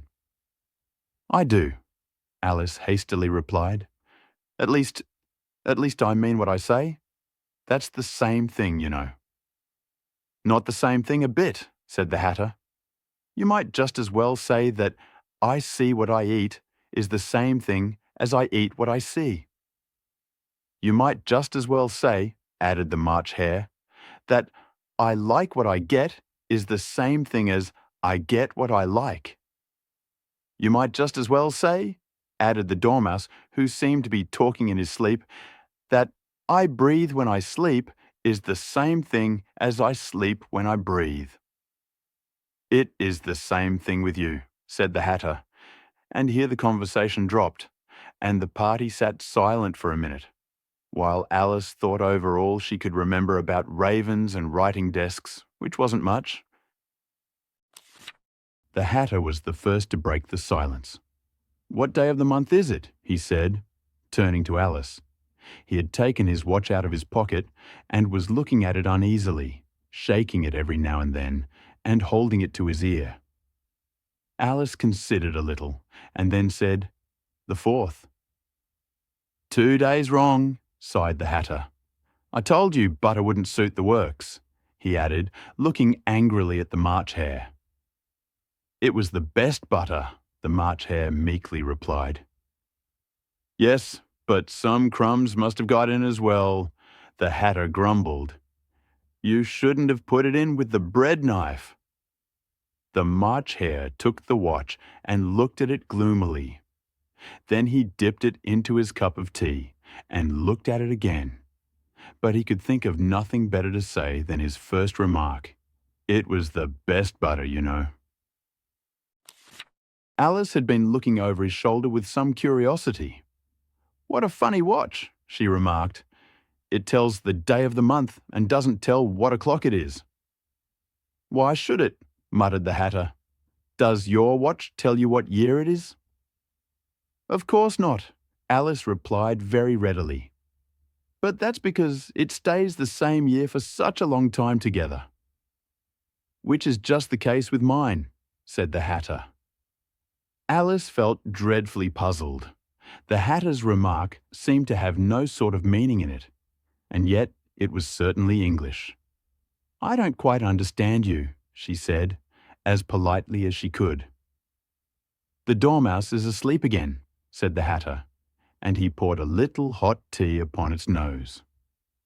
The Dormouse shook its head impatiently and said, without opening its eyes, Of course, just what I was going to remark myself." "Have you guessed the riddle yet?" the Hatter said, turning to Alice again. "No, I give it up," Alice replied. "What's the answer?" "I haven't the slightest idea," said the Hatter. "Nor I," said the March Hare. Alice sighed wearily. "I think you might do something better with the time," she said, than waste it in asking riddles that have no answers. "If you knew time as well as I do," said the Hatter, "you wouldn't talk about wasting it. It's him." "I don't know what you mean," said Alice. "Of course you don't," the Hatter said, tossing his head contemptuously. "I dare say you never even spoke to time." "Perhaps not," Alice cautiously replied, "but I know I have to beat time when I learn music." "Ah, that accounts for it," said the Hatter. "He won't stand beating. Now, if you only kept on good terms with him, he'd do almost anything you liked with the clock. For instance, suppose it were 9 o'clock in the morning, just time to begin lessons. You'd only have to whisper a hint to time, and round goes the clock in a twinkling. 1:30, time for dinner." "I only wish it was," the March Hare said to itself in a whisper. "That would be grand, certainly," said Alice thoughtfully. "But then, I shouldn't be hungry for it, you know." "Not at first, perhaps," said the Hatter, "but you could keep it to 1:30 as long as you liked." "Is that the way you manage?" Alice asked. The Hatter shook his head mournfully. "Not I," he replied. "We quarrelled last March, just before he went mad, you know," pointing with his teaspoon at the March Hare. "It was at the great concert given by the Queen of Hearts, and I had to sing. 'Twinkle, twinkle, little bat, how I wonder what you're at.' You know the song, perhaps?" "I've heard something like it," said Alice. "It goes on, you know," the Hatter continued, "in this way. Up above the world you fly, like a tea tray in the sky. Twinkle, twinkle. Here the dormouse shook itself and began singing in its sleep. Twinkle, twinkle, twinkle, twinkle. And went on so long that they had to pinch it to make it stop. Well, I'd hardly finished the first verse, said the Hatter, when the Queen jumped up and bawled out, "He's murdering the time! Off with his head!" "How dreadfully savage!" exclaimed Alice. "And ever since that," the Hatter went on in a mournful tone, "he won't do a thing I ask. It's always 6 o'clock now." A bright idea came into Alice's head. "Is that the reason so many tea things are put out here?" she asked. "Yes, that's it," said the Hatter with a sigh. "It's always tea time, and we've no time to wash the things between whiles." "Then you keep moving round, I suppose," said Alice. "Exactly so," said the Hatter, "as the things get used up." "But what happens when you come to the beginning again?" Alice ventured to ask. "Suppose we change the subject," the March Hare interrupted, yawning. "I'm getting tired of this. I vote the young lady tells us a story." "I'm afraid I don't know one," said Alice, rather alarmed at the proposal. "Then the Dormouse shall," they both cried. "Wake up, Dormouse!" And they pinched it on both sides at once. The Dormouse slowly opened his eyes. "I wasn't asleep," he said in a hoarse, feeble voice. "I heard every word you fellows were saying." "Tell us a story," said the March Hare. "Yes, please do," pleaded Alice. "And be quick about it," added the Hatter, "or you'll be asleep again before it's done." "Once upon a time there were 3 little sisters," the Dormouse began in a great hurry, "and their names were Elsie, Lacey, and Tilly, and they lived at the bottom of a well." "What did they live on?" said Alice, who always took a great interest in questions of eating and drinking. "They lived on treacle," said the Dormouse, after thinking a minute or two. "They couldn't have done that, you know," Alice gently remarked. "They'd have been ill." "So they were," said the Dormouse, "very ill." Alice tried to fancy to herself what such an extraordinary way of living would be like, but it puzzled her too much, so she went on, "But why did they live at the bottom of a well?" "Take some more tea," the March Hare said to Alice very earnestly. "I've had nothing yet," Alice replied in an offended tone, "so I can't take more." "You mean you can't take less," said the Hatter.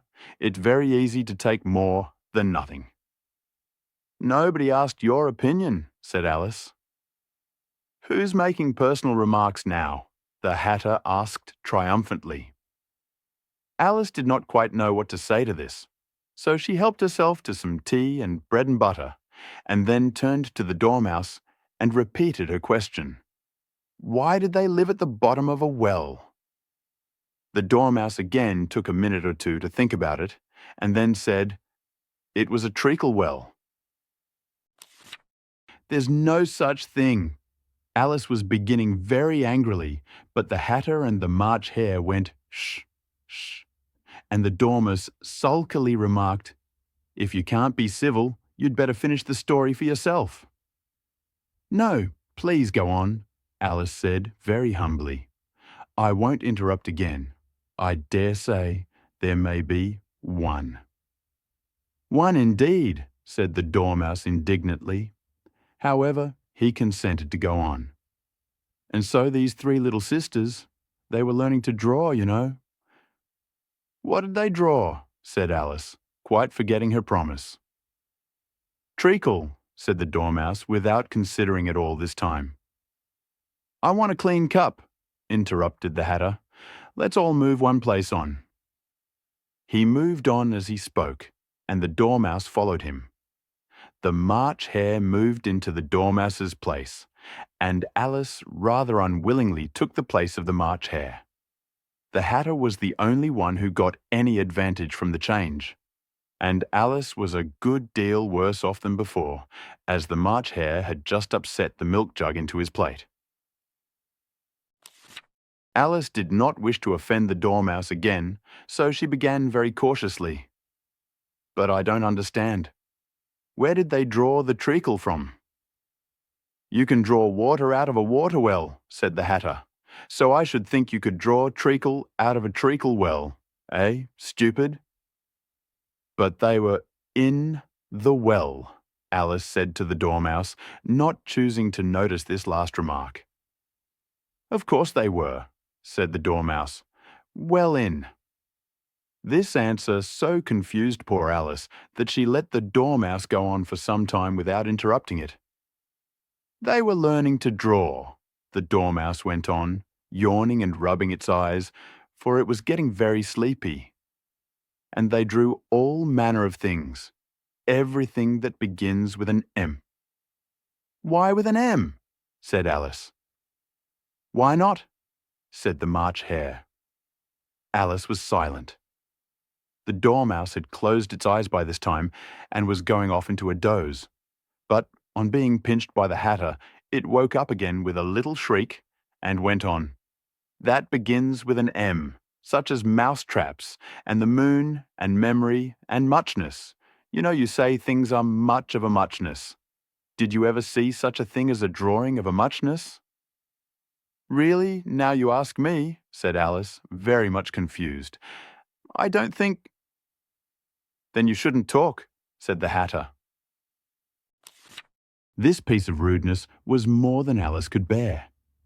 She got up in great disgust and walked off. The Dormouse fell asleep instantly, and neither of the others took the least notice of her going, though she looked back once or twice, half hoping that they would call after her. The last time she saw them, they were trying to put the Dormouse into the teapot. "At any rate, I'll never go there again," said Alice as she picked her way through the wood. "It's the stupidest tea party I ever was at in all my life." Just as she said this, she noticed that one of the trees had a door leading right into it. "That's very curious," she thought, "but everything's curious today. I think I may as well go in at once." And in she went. Once more she found herself in the long hall and close to the little glass table. "Now, I'll manage better this time," she said to herself, and began by taking the little golden key and unlocking the door that led into the garden. Then she went to work nibbling at the mushroom. She had kept a piece of it in her pocket, till she was about a foot high. Then she walked down the little passage, and then she found herself at last in the beautiful garden among the bright flower beds and the cool fountains.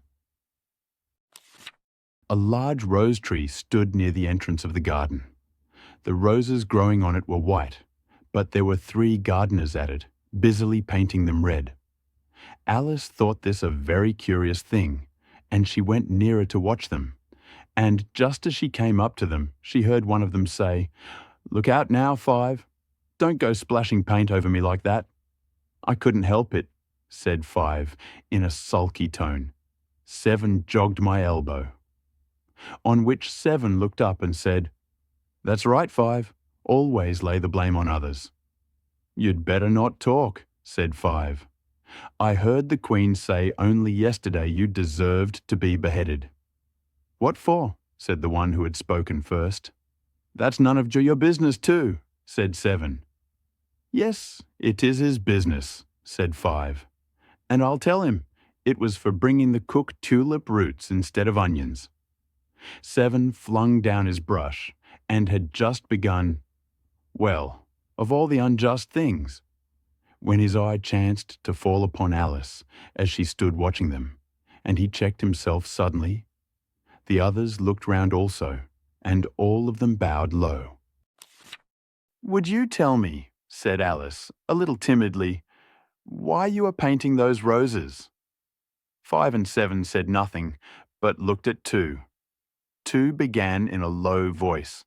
"Why, the fact is, you see, miss, this here ought to have been a red rose tree, and we put a white one in by mistake, and if the Queen was to find it out, we should all have our heads cut off, you know.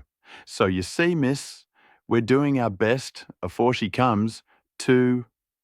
At this moment, 5, who had been anxiously looking across the garden, called out, "The Queen! The Queen!" And the 3 gardeners instantly threw themselves flat upon their faces. There was a sound of many footsteps, and Alice looked round, eager to see the Queen. First came 10 soldiers carrying clubs.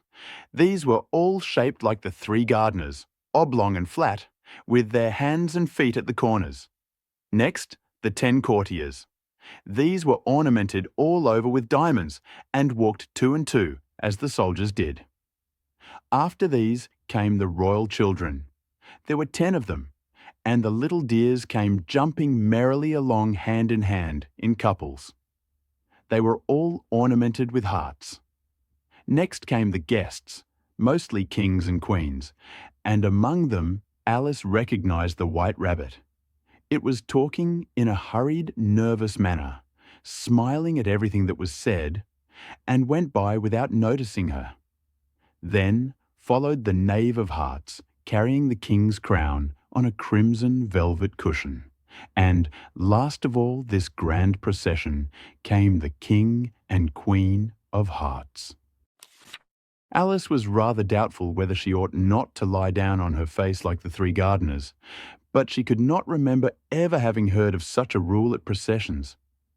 And besides, what would be the use of a procession, thought she, if people had all to lie down upon their faces so that they couldn't see it? So she stood still where she was and waited. When the procession came opposite to Alice, they all stopped and looked at her. And the Queen said severely, "Who is this?" She said it to the Knave of Hearts, who only bowed and smiled in reply. "Idiot," said the Queen, tossing her head impatiently, and, turning to Alice, she went on, "What's your name, child?" "My name is Alice, so please your Majesty," said Alice very politely. But she added to herself, "Why, they're only a pack of cards after all. I needn't be afraid of them." "And who are these?" said the Queen, pointing to the 3 gardeners who were lying round the rose tree. For you see, as they were lying on their faces, and the pattern on their backs was the same as the rest of the pack, she could not tell whether they were gardeners, or soldiers, or courtiers, or 3 of her own children. "How should I know?" said Alice, surprised at her own courage. "It's no business of mine." The Queen turned crimson with fury, and after glaring at her for a moment like a wild beast, screamed, "Off with her head!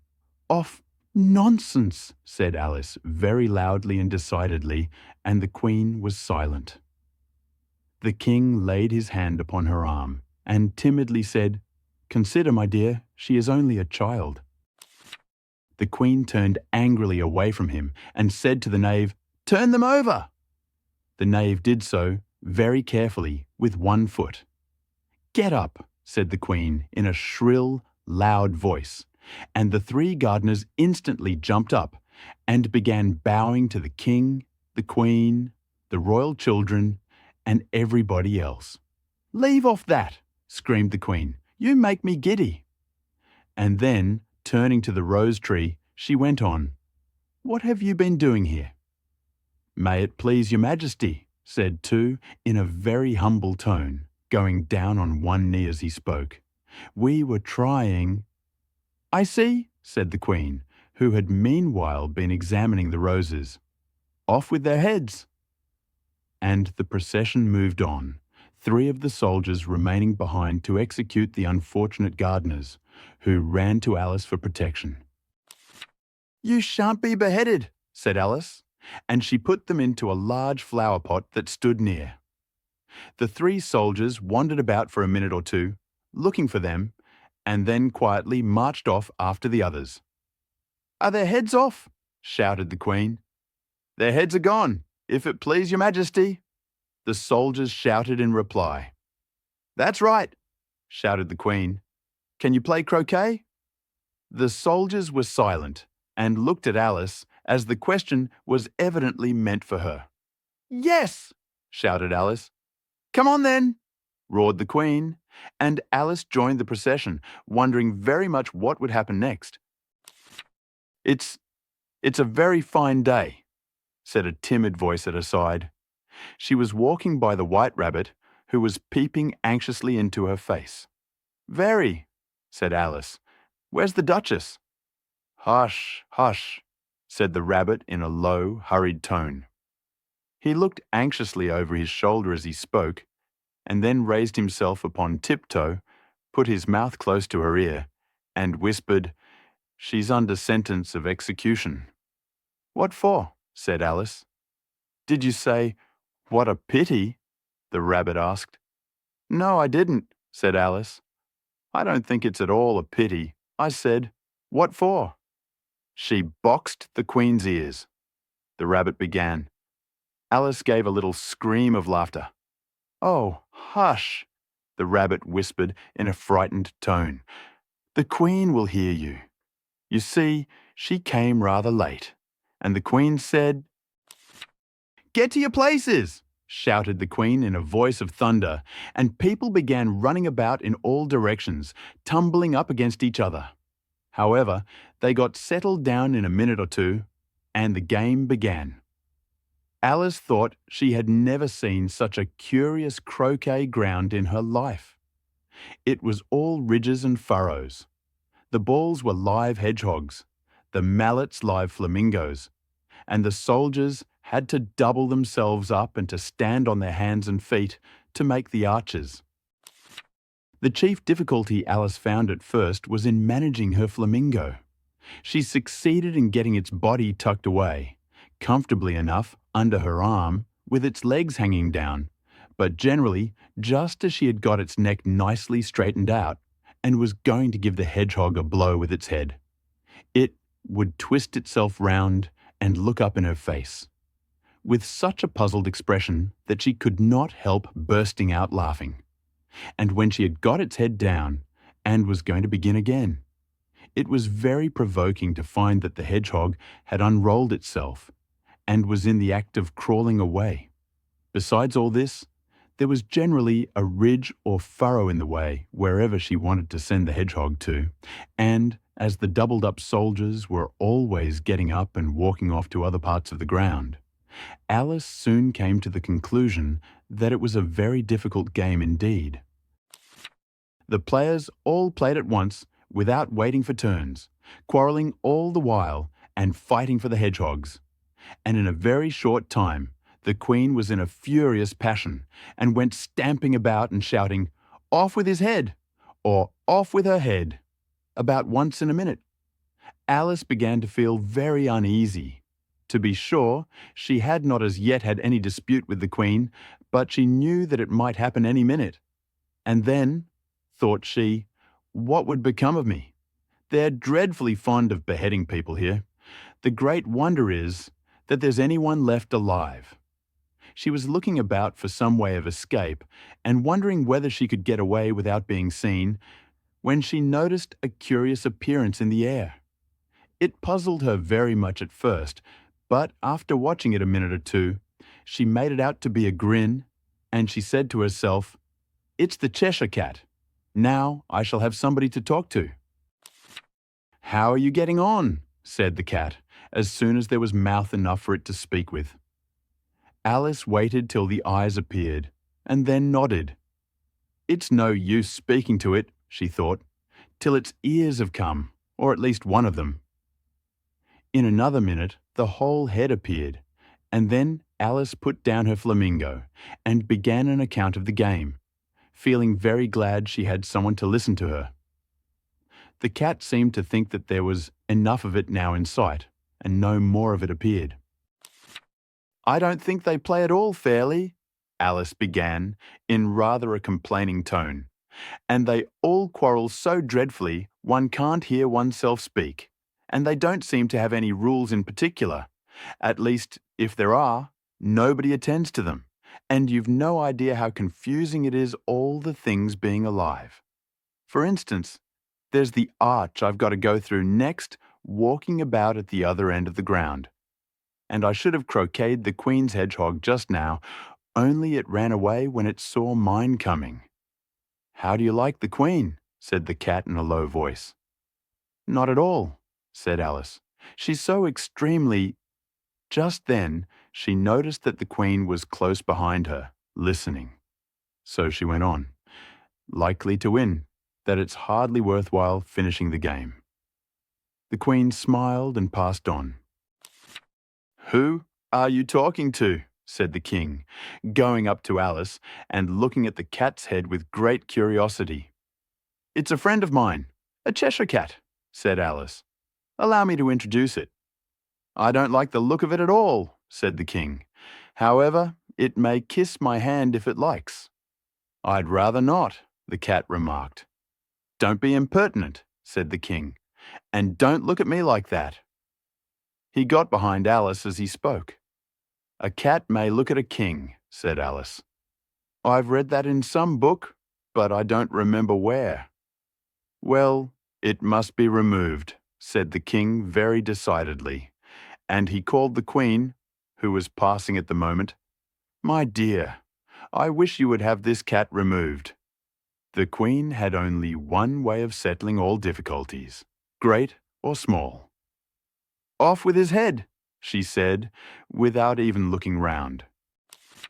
"I'll fetch the executioner myself," said the King eagerly, and he hurried off.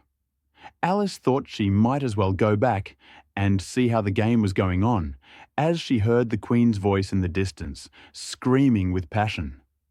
She had already heard her sentence 3 of the players to be executed for having missed their turns, and she did not like the look of things at all, as the game was in such confusion that she never knew whether it was her turn or not.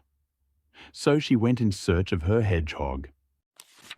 The hedgehog was engaged in a fight with another hedgehog, which seemed to Alice an excellent opportunity for croqueting one of them with the other. The only difficulty was that her flamingo was gone across to the other side of the garden, where Alice could see it trying in a helpless sort of way to fly up into a tree. By the time she had caught the flamingo and brought it back, the fight was over, and both the hedgehogs were out of sight. "But it doesn't matter much," thought Alice, "as all the archers are gone from this side of the ground." So she tucked it away under her arm, that it might not escape again, and went back for a little more conversation with her friend. When she got back to the Cheshire Cat, she was surprised to find quite a large crowd collected round it. There was a dispute going on between the executioner, the King, and the Queen, who were all talking at once, while all the rest were quite silent and looked very uncomfortable. The moment Alice appeared, she was appealed to by all 3 to settle the question, and they repeated their arguments to her, though, as they all spoke at once, she found it very hard indeed to make out exactly what they said. The executioner's argument was that you couldn't cut off a head unless there was a body to cut it off from, that he had never had to do such a thing before, and he wasn't going to begin at his time of life. The King's argument was that anything that had a head could be beheaded, and that you weren't to talk nonsense. The Queen's argument was that if something wasn't done about it in less than no time, she'd have everybody executed, all round. It was this last remark that had made the whole party look so grave and anxious. Alice could think of nothing else to say but, "It belongs to the Duchess. You'd better ask her about it." "She's in prison," the Queen said to the executioner. "Fetch her here." And the executioner went off like an arrow. The cat's head began fading away the moment he was gone, and, by the time he had come back with the Duchess, it had entirely disappeared. So the King and the executioner ran wildly up and down looking for it, while the rest of the party went back to the game. "You can't think how glad I am to see you again, you dear old thing," said the Duchess, as she tucked her arm affectionately into Alice's, and they walked off together.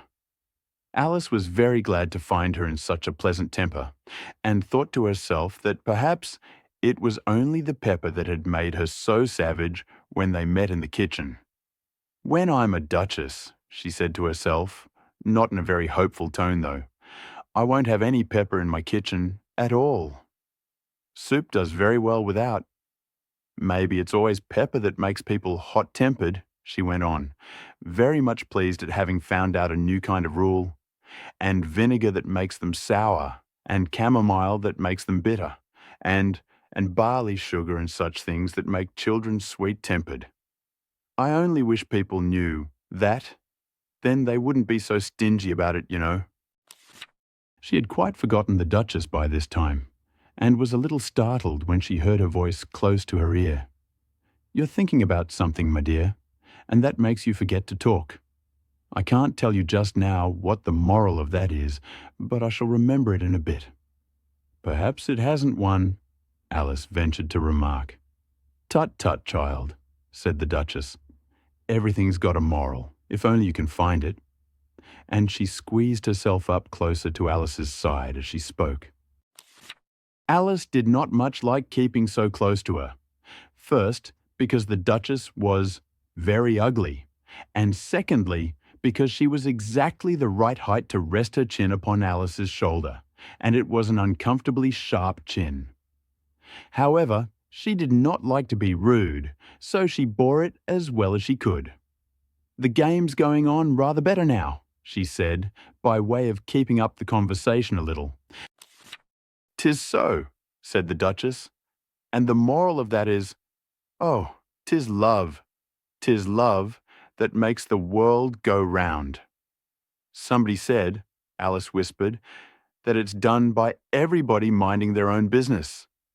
"Ah, well, it means much the same thing," said the Duchess, digging her sharp little chin into Alice's shoulder as she added, "and the moral of that is, take care of the sense, and the sounds will take care of themselves." How fond she is of finding morals in things, Alice thought to herself. "I dare say you're wondering why I don't put my arm round your waist," the Duchess said, after a pause. "The reason is that I'm doubtful about the temper of your flamingo.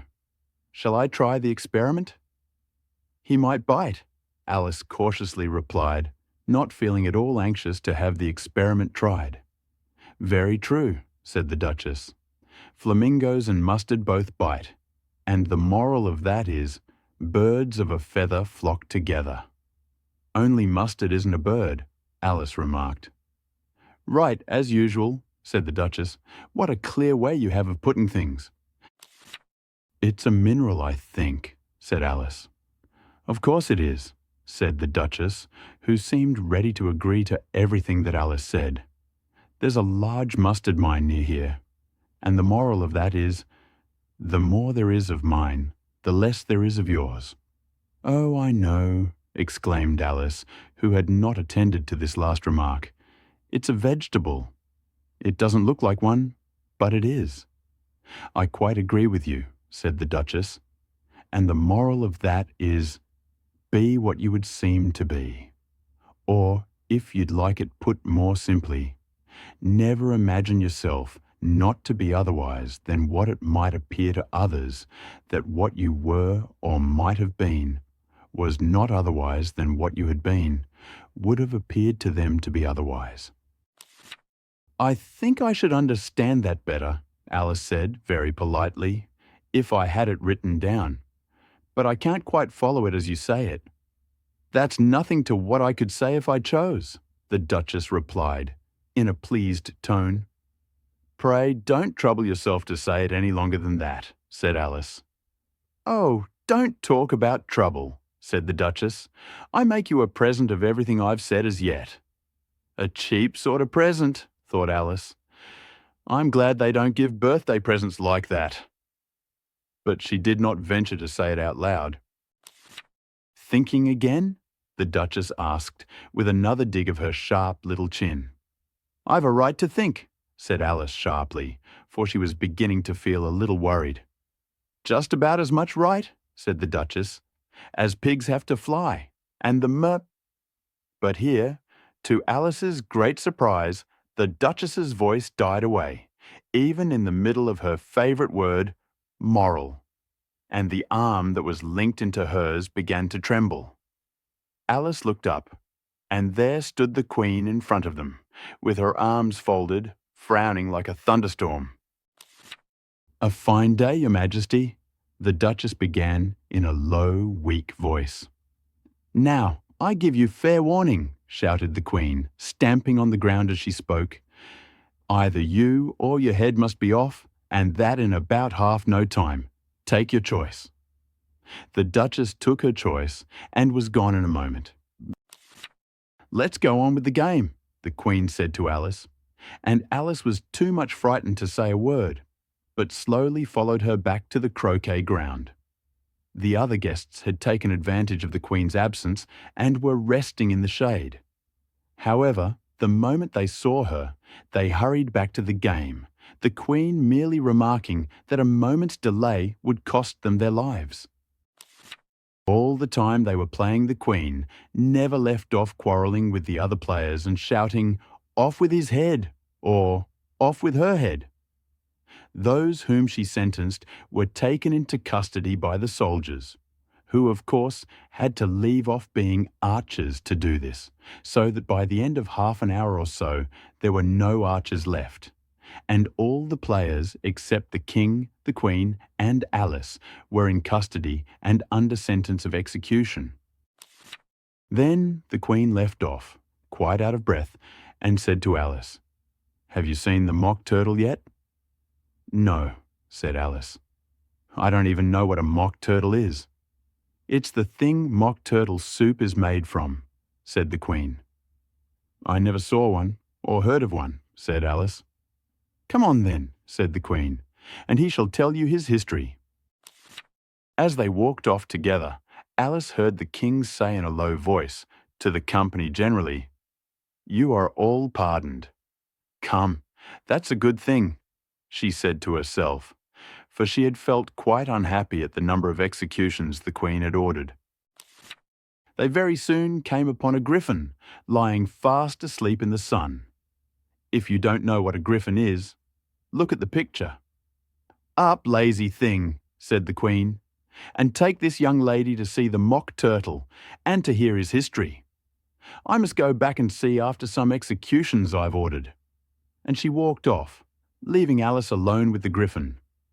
Alice did not quite like the look of the creature, but on the whole she thought it would be quite as safe to stay with it as to go after that savage Queen.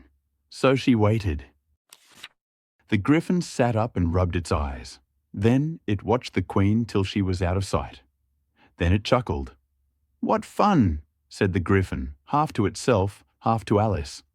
"What is the fun?" said Alice. "Why, she," said the griffin. "It's all her fancy that they never executes nobody, you know. Come on." "Everybody says 'come on' here," thought Alice as she went slowly after it. "I never was so ordered about in all my life, never." They had not gone far before they saw the mock turtle in the distance, sitting sad and lonely on a little ledge of rock, and, as they came nearer, Alice could hear him sighing as if his heart would break. She pitied him deeply. "What is his sorrow?" she asked the griffin, and the griffin answered, very nearly in the same words as before, "It's all his fancy that he hasn't got no sorrow, you know. Come on." So they went up to the mock turtle, who looked at them with large eyes full of tears, but said nothing. "This here young lady," said the griffin, "she wants for to know your history, she do." "I'll tell it her," said the mock turtle in a deep, hollow tone. "Sit down, both of you, and don't speak a word till I've finished." So they sat down, and nobody spoke for some minutes. Alice thought to herself, "I don't see how he can ever finish if he doesn't begin," but she waited patiently. "Once," said the mock turtle at last, with a deep sigh, "I was a real turtle."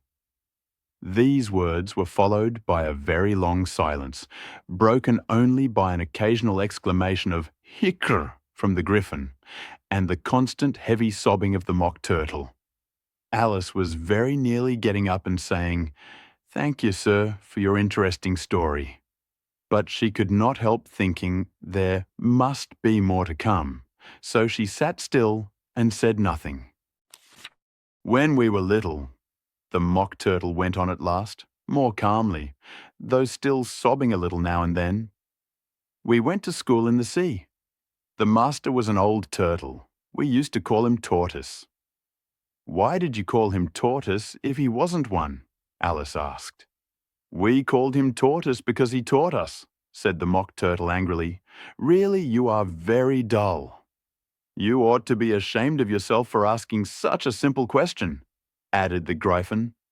And then they both sat silent and looked at poor Alice, who felt ready to sink into the earth. At last, the Gryphon said to the Mock Turtle, Drive on, old fellow. Don't be all day about it. And he went on in these words. Yes, we went to school in the sea, though you mayn't believe it. I never said I didn't, interrupted Alice. You did, said the Mock Turtle. Hold your tongue, added the Gryphon before Alice could speak again. The Mock Turtle went on. We had the best of educations. In fact, we went to school every day. I've been to a day school too, said Alice. You needn't be so proud as all that. With extras? Asked the Mock Turtle a little anxiously. Yes, said Alice. We learned French and music. And washing? Said the Mock Turtle. Certainly not, said Alice indignantly.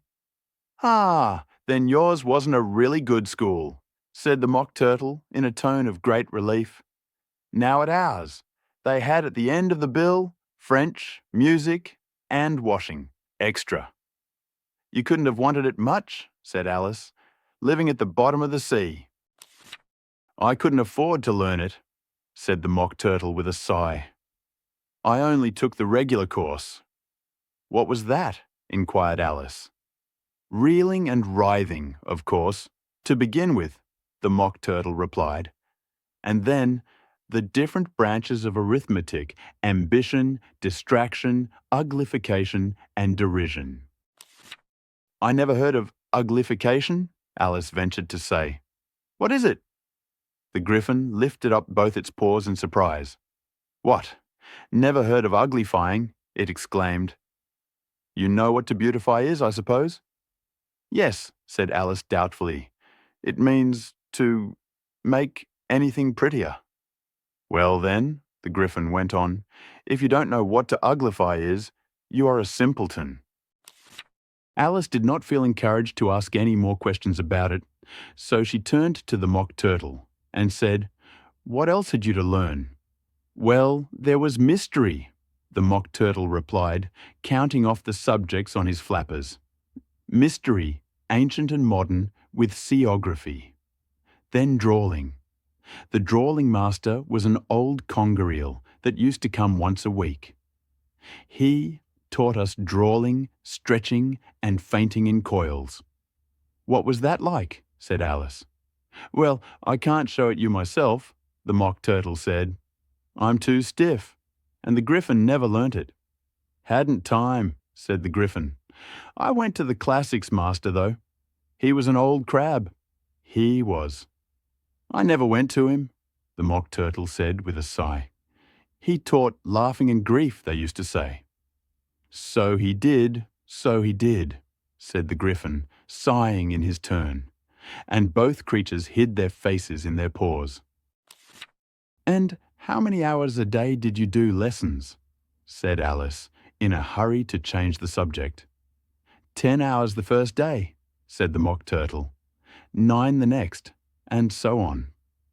What a curious plan, exclaimed Alice. That's the reason they're called lessons, the Gryphon remarked, because they lessen from day to day. This was quite a new idea to Alice, and she thought it over a little before she made her next remark. Then the 11th day must have been a holiday? Of course it was, said the Mock Turtle. And how did you manage on the 12th? Alice went on eagerly. That's enough about lessons, the Gryphon interrupted in a very decided tone. Tell her something about the games now. The Mock Turtle sighed deeply and drew the back of one flapper across his eyes. He looked at Alice and tried to speak, but for a minute or two, sobs choked his voice. "Same as if he had a bone in his throat," said the Griffin, and it set to work shaking him and punching him in the back.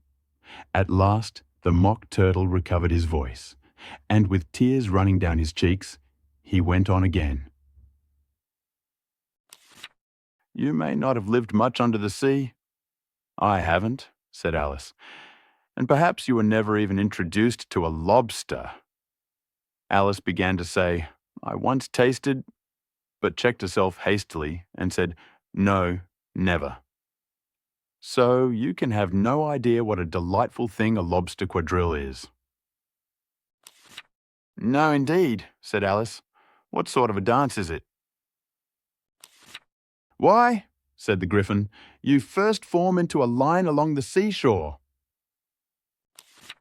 "2 lines," cried the Mock Turtle. "Seals, turtles, salmon, and so on. Then, when you've cleared all the jellyfish out of the way—"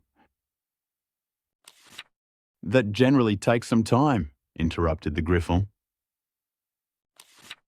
"You advance twice." "Each with a lobster as a partner," cried the Griffin.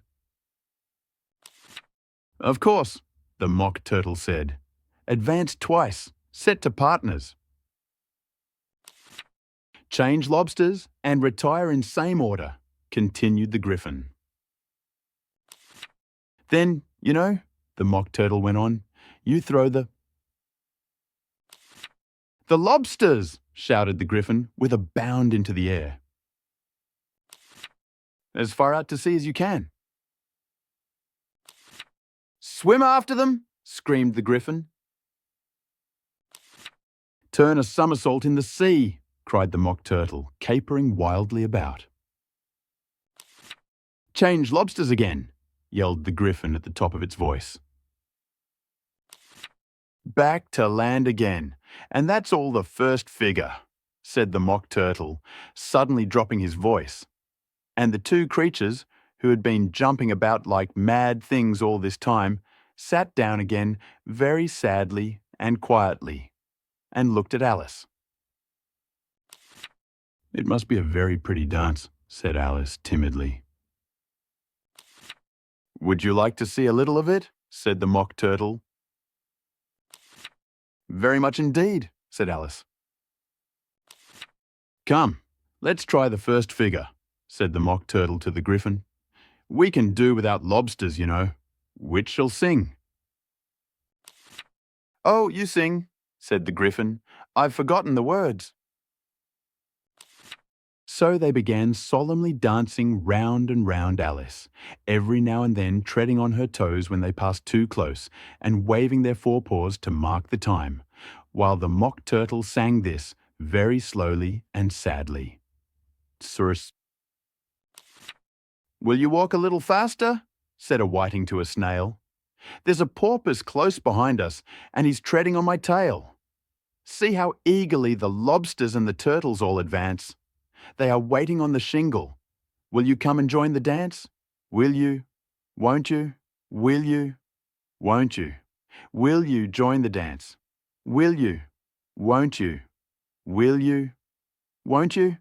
Won't you join the dance?" You can really have no notion how delightful it will be when they take us up and throw us, with the lobsters, out to sea. But the snail replied, "Too far, too far," and gave a look askance, said he thanked the whiting kindly, but he would not join the dance. Would not, could not, would not, could not, would not join the dance. Would not, could not, would not, could not join the dance. "What matters it how far we go?" his scaly friend replied. "There is another shore, you know, upon the other side. The further off from England, the nearer is to France. Then turn not pale, beloved snail, but come and join the dance. Will you, won't you, will you, won't you, will you join the dance? Will you, won't you, will you, won't you join the dance?" "Thank you. It's a very interesting dance to watch," said Alice, feeling very glad that it was over at last. and I do so like that curious song about the whiting." "Oh, as to the whiting," said the Mock Turtle, "you've seen them, of course." "Yes," said Alice. "I've often seen them at din—" She checked herself hastily. "I don't know where din may be," said the Mock Turtle, "but if you've seen them so often, of course you know what they're like." "I believe so," Alice replied thoughtfully. "They have their tails in their mouths, and they're all over crumbs." "You're wrong about the crumbs," said the Mock Turtle. "Crumbs would all wash off in the sea. But they have their tails in their mouths. And the reason is—" Here the Mock Turtle yawned and shut his eyes. "Tell her about the reason and all that," he said to the Griffin. "The reason is," said the Griffin, "that they would go with the lobsters to the dance. So they got thrown out to sea. So they had to fall a long way. So they got their tails fast in their mouths. So they couldn't get them out again. That's all." "Thank you," said Alice. "It's very interesting. I never knew so much about a whiting before." "I can tell you more than that if you like," said the Griffin. "Do you know why it's called a whiting?" "I never thought about it," said Alice. "Why?" "It does the boots and shoes," the Griffin replied very solemnly. Alice was thoroughly puzzled. "Does the boots and shoes?" she repeated in a wondering tone. "Why, what are your shoes done with?" said the Griffin. "I mean, what makes them so shiny?" Alice looked down at them and considered a little before she gave her answer. "They're done with blacking, I believe." "Boots and shoes under the sea," the Griffin went on in a deep voice, "are done with a whiting. Now you know." "And what are they made of?" Alice asked in a tone of great curiosity. "Soles and eels, of course," the Griffin replied rather impatiently. "Any shrimp could have told you that." "If I'd been the whiting," said Alice, whose thoughts were still running on the song, "I'd have said to the porpoise, 'Keep back, please. We don't want you with us.'" "They were obliged to have him with them," the Mock Turtle said. "No wise fish would go anywhere without a porpoise." "Wouldn't it really?" said Alice in a tone of great surprise. "Of course not," said the Mock Turtle. "Why, if a fish came to me and told me he was going a journey, I should say, 'With what porpoise?'" "Don't you mean purpose?" said Alice. "I mean what I say," the Mock Turtle replied in an offended tone, and the Griffin added, "Come, let's hear some of your adventures." "I could tell you my adventures, beginning from this morning," said Alice a little timidly, "but it's no use going back to yesterday, because I was a different person then." "Explain all that," said the Mock Turtle. "No, no, the adventures first," said the Griffin in an impatient tone. "Explanations take such a dreadful time." So Alice began telling them her adventures from the time when she first saw the White Rabbit. She was a little nervous about it just at first. The two creatures got so close to her, one on each side, and opened their eyes and mouths so very wide, but she gained courage as she went on. Her listeners were perfectly quiet till she got to the part about her repeating, "You are old, Father William," to the caterpillar, and the words all coming different. And then the Mock Turtle drew a long breath and said, "That's very curious." "It's all about as curious as it can be," said the Griffin. "It all came different," the Mock Turtle repeated thoughtfully. "I should like to hear her try and repeat something now. Tell her to begin." He looked at the Griffin as if he thought it had some kind of authority over Alice. Stand up and repeat, "'Tis the voice of the sluggard," said the Griffin. How the creatures order one about and make one repeat lessons, thought Alice. I might as well be at school at once. However, she got up and began to repeat it. But her head was so full of the lobster quadrille that she hardly knew what she was saying, and the words came very queer indeed. "'Tis the voice of the lobster. I heard him declare, 'You have baked me too brown, I must sugar my hair.' As a duck with its eyelids, so he with his nose trims his belt and his buttons and turns out his toes." Later editions continued as follows.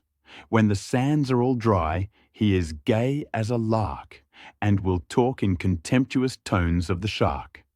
But when the tide rises and sharks are around, his voice has a timid and tremulous sound."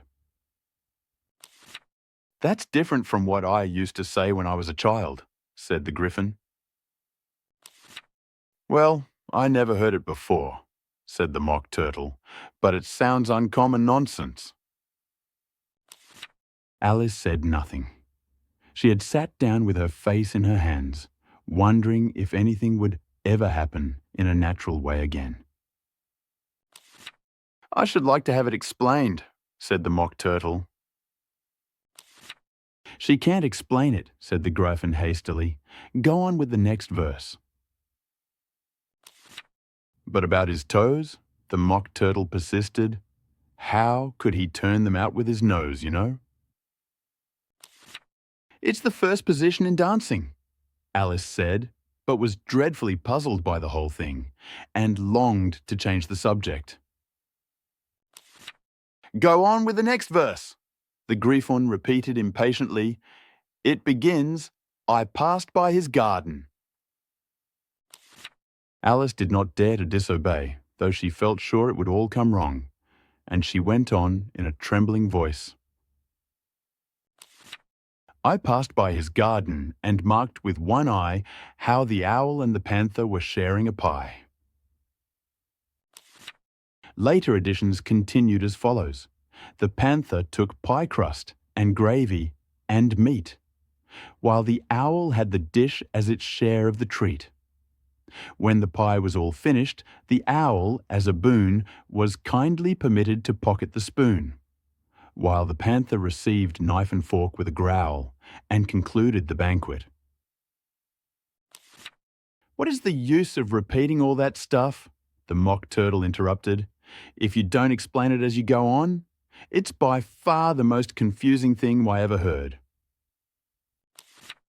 "Yes, I think you'd better leave off," said the Griffin, and Alice was only too glad to do so. "Shall we try another figure of the lobster quadrille?" the Griffin went on. "Or would you like the Mock Turtle to sing you a song?" "Oh, a song, please, if the Mock Turtle would be so kind," Alice replied, so eagerly that the Griffin said in a rather offended tone, "No accounting for tastes. Sing her turtle soup, will you, old fellow?" The Mock Turtle sighed deeply and began, in a voice sometimes choked with sobs, to sing this. "Beautiful soup, so rich and green, waiting in a hot tureen. Who for such dainties would not stoop? Soup of the evening, beautiful soup. Soup of the evening, beautiful soup. Bo, ootiful soo, oop, bo, ootiful soo, oop, soup of the evening, beautiful, beautiful soup. Beautiful soup. Who cares for fish, game, or any other dish? Who would not give all else for 2 pennyworth only of beautiful soup? Pennyworth only of beautiful soup?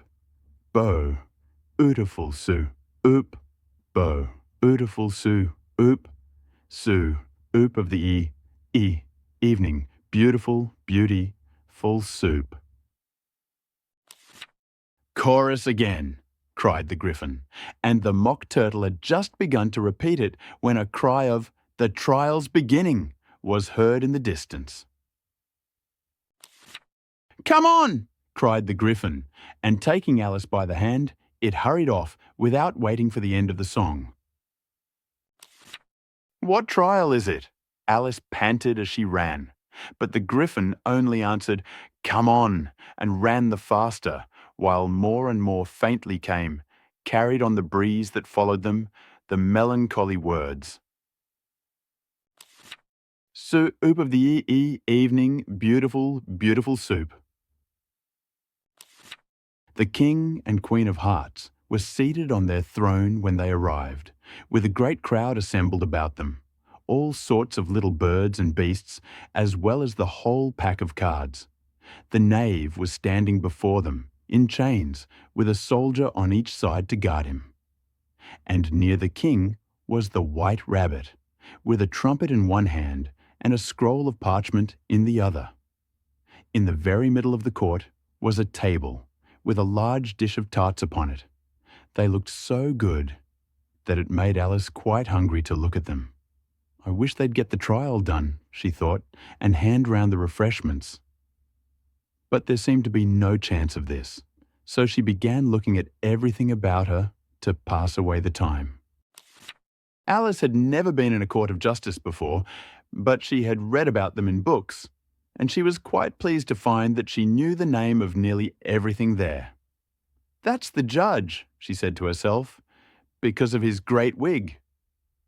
The judge, by the way, was the king, and as he wore his crown over the wig, look at the frontispiece if you want to see how he did not look at all comfortable, and it was certainly not becoming. "And that's the jury box," thought Alice. "And those 12 creatures." She was obliged to say creatures, you see, because some of them were animals and some were birds. "I suppose they are the jurors."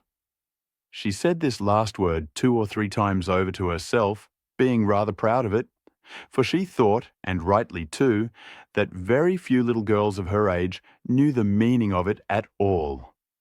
However, jurymen would have done just as well. The 12 jurors were all writing very busily on slates. "What are they doing?" Alice whispered to the Griffin. "They can't have anything to put down yet, before the trial's begun." "They're putting down their names," the Griffin whispered in reply, for fear they should forget them before the end of the trial. "Stupid things!"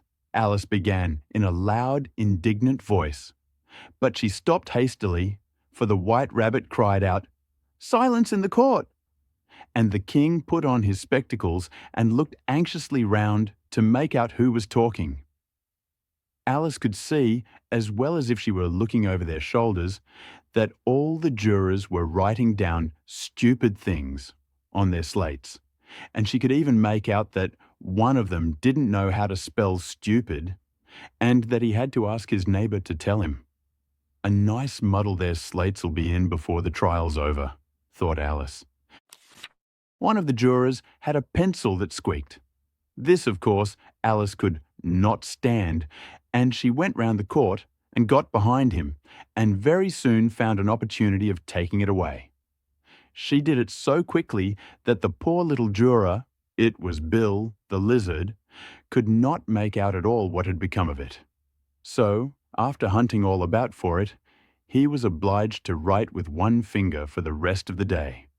And this was of very little use, as it left no mark on the slate. "Herald, read the accusation," said the king. On this the White Rabbit blew 3 blasts on the trumpet, and then unrolled the parchment scroll and read as follows. "The Queen of Hearts, she made some tarts, all on a summer day. The Knave of Hearts, he stole those tarts and took them quite away." "Consider your verdict," the king said to the jury. "Not yet, not yet," the rabbit hastily interrupted. "There's a great deal to come before that." "Call the first witness," said the king, and the White Rabbit blew 3 blasts on the trumpet and called out, "First witness." The first witness was the Hatter.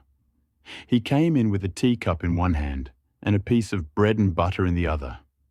"I beg pardon, Your Majesty," he began, "for bringing these in, but I hadn't quite finished my tea when I was sent for." "You ought to have finished," said the king. "When did you begin?" The hatter looked at the March Hare, who had followed him into the court, arm in arm with the Dormouse. 14th of March, I think it was, he said. 15th, said the March Hare. 16th, added the Dormouse. "Write that down," the king said to the jury, and the jury eagerly wrote down all 3 dates on their slates and then added them up and reduced the answer to shillings and pence. "Take off your hat," the king said to the hatter. "It isn't mine," said the hatter. "Stolen?" the king exclaimed, turning to the jury, who instantly made a memorandum of the fact. "I keep them to sell," the hatter added as an explanation. "I've none of my own. I'm a hatter." Here the queen put on her spectacles and began staring at the hatter, who turned pale and fidgeted. "Give your evidence," said the king, "and don't be nervous, or I'll have you executed on the spot." This did not seem to encourage the witness at all. He kept shifting from one foot to the other, looking uneasily at the queen, and in his confusion he bit a large piece out of his teacup instead of the bread and butter. Just at this moment, Alice felt a very curious sensation, which puzzled her a good deal until she made out what it was. She was beginning to grow larger again, and she thought at first she would get up and leave the court. But on second thoughts, she decided to remain where she was, as long as there was room for her.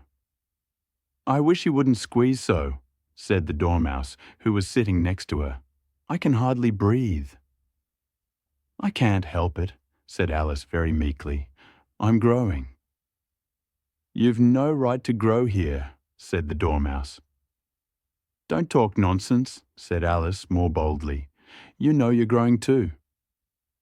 "Yes, but I grow at a reasonable pace," said the Dormouse. "Not in that ridiculous fashion." And he got up very sulkily and crossed over to the other side of the court. All this time, the Queen had never left off staring at the hatter, and just as the Dormouse crossed the court, she said to one of the officers of the court, "Bring me the list of the singers in the last concert," on which the wretched hatter trembled so that he shook both his shoes off. "Give your evidence," the king repeated angrily, "or I'll have you executed, whether you're nervous or not." "I'm a poor man, Your Majesty," the hatter began in a trembling voice, "and I hadn't begun my tea, not above a week or so, and what with the bread and butter getting so thin, and the twinkling of the tea—" "The twinkling of the what?" said the king. "It began with the tea," the hatter replied. "Of course, twinkling begins with a T," said the king sharply. "Do you take me for a dunce? Go on." "I'm a poor man," the hatter went on, and most things twinkled after that, only the March Hare said. "I didn't," the March Hare interrupted in a great hurry. "You did," said the hatter. "I deny it," said the March Hare. "He denies it," said the king. "Leave out that part." "Well, at any rate, the Dormouse said—" The hatter went on, looking anxiously round to see if he would deny it too. But the Dormouse denied nothing, being fast asleep. "After that," continued the hatter, "I cut some more bread and butter." "But what did the Dormouse say?" one of the jury asked. "That I can't remember," said the hatter. "You must remember," remarked the king, "or I'll have you executed." The miserable hatter dropped his teacup and bread and butter and went down on one knee. "I'm a poor man, Your Majesty," he began. "You're a very poor speaker," said the king. Here one of the guinea pigs cheered, and was immediately suppressed by the officers of the court. As that is rather a hard word, I will just explain to you how it was done. They had a large canvas bag which tied up at the mouth with strings. Into this they slipped the guinea pig head first and then sat upon it. "I'm glad I've seen that done," thought Alice.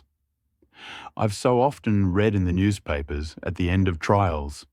There was some attempts at applause which was immediately suppressed by the officers of the court, and I never understood what it meant till now. If that's all you know about it, you may stand down," continued the king. "I can't go no lower," said the hatter. "I'm on the floor as it is." "Then you may sit down," the king replied. Here the other guinea pig cheered and was suppressed. "Come, that finished the guinea pigs," thought Alice. "Now we shall get on better." "I'd rather finish my tea," said the hatter, with an anxious look at the queen, who was reading the list of singers. "You may go," said the king, and the hatter hurriedly left the court without even waiting to put his shoes on. "And just take his head off outside," the queen added to one of the officers. But the hatter was out of sight before the officer could get to the door. "Call the next witness," said the king. The next witness was the Duchess's cook. She carried the pepper box in her hand, and Alice guessed who it was, even before she got into the court, by the way the people near the door began sneezing all at once. "Give your evidence," said the king. "Shan't," said the cook. The king looked anxiously at the white rabbit, who said in a low voice, "Your Majesty must cross-examine this witness." "Well, if I must, I must," the king said, with a melancholy air, and, after folding his arms and frowning at the cook till his eyes were nearly out of sight, he said in a deep voice, "What are tarts made of?" "Pepper mostly," said the cook. "Treacle," said a sleepy voice behind her. "Collar that dormouse!" the queen shrieked out. "Behead that dormouse! Turn that dormouse out of court! Suppress him! Pinch him! Off with his whiskers!" For some minutes, the whole court was in confusion, getting the dormouse turned out, and by the time they had settled down again, the cook had disappeared. "Never mind," said the king, with an air of great relief. "Call the next witness." And he added in an undertone to the queen, "Really, my dear, you must cross-examine the next witness. It quite makes my forehead ache." Alice watched the white rabbit as he fumbled over the list, feeling very curious to see what the next witness would be like. "For they haven't got much evidence dry yet," she said to herself. Imagine her surprise when the white rabbit read out, at the top of his shrill little voice, the name Alice. "Here!" cried Alice, quite forgetting in the flurry of the moment how large she had grown in the last few minutes, and she jumped up in such a hurry that she tipped over the jury box with the edge of her skirt, upsetting all the jurymen onto the heads of the crowd below, and there they lay sprawling about, reminding her very much of a globe of goldfish she had accidentally upset the week before. "Oh, I beg your pardon," she exclaimed in a tone of great dismay, and began picking them up again as quickly as she could, for the accident of the goldfish kept running in her head, and she had a vague sort of idea that they must be collected at once and put back into the jury box, or they would die. "The trial cannot proceed," said the king in a very grave voice, "until all the jurymen are back in their proper places. All," he repeated with great emphasis, looking hard at Alice as he said so. Alice looked at the jury box and saw that in her haste she had put the lizard in head downwards, and the poor little thing was waving its tail about in a melancholy way, being quite unable to move. She soon got it out again and put it right. "Not that it signifies much," she said to herself. "I should think it would be got quite as much use in the trial one way up as the other." As soon as the jury had a little recovered from the shock of being upset, and their slates and pencils had been found and handed back to them, they set to work very diligently to write out a history of the accident, all except the lizard, who seemed too much overcome to do anything but sit with its mouth open, gazing up into the roof of the court. "What do you know about this business?" the king said to Alice. "Nothing," said Alice. "Nothing whatever?" persisted the king. "Nothing whatever," said Alice. "That's very important," the king said, turning to the jury. They were just beginning to write this down on their slates when the White Rabbit interrupted. "Unimportant, Your Majesty means, of course," he said in a very respectful tone, but frowning and making faces at him as he spoke. "Unimportant, of course, I meant," the king hastily said, and went on to himself in an undertone, "Important, unimportant, unimportant, important," as if he were trying which word sounded best. Some of the jury wrote it down important and some unimportant. Alice could see this as she was near enough to look over their slates. But it doesn't matter a bit, she thought to herself. At this moment the king, who had been for some time busily writing in his notebook, cackled out, "Silence!" and read out from his book, Rule 42. All persons more than a mile high to leave the court. Everybody looked at Alice. "I'm not a mile high," said Alice. "You are," said the king. "Nearly 2 miles high," added the queen. "Well, I shan't go at any rate," said Alice. "Besides, that's not a regular rule. You invented it just now." "It's the oldest rule in the book," said the king. "Then it ought to be number 1, said Alice.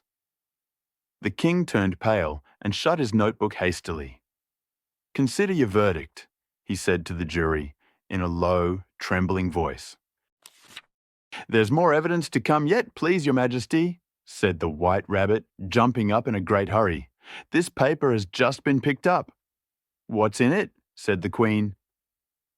"I haven't opened it yet," said the White Rabbit, "but it seems to be a letter written by the prisoner to somebody." "It must have been that," said the King, "unless it was written to nobody, which isn't usual, you know." "Who is it directed to?" said one of the jurymen. "It isn't directed at all," said the White Rabbit. "In fact, there's nothing written on the outside."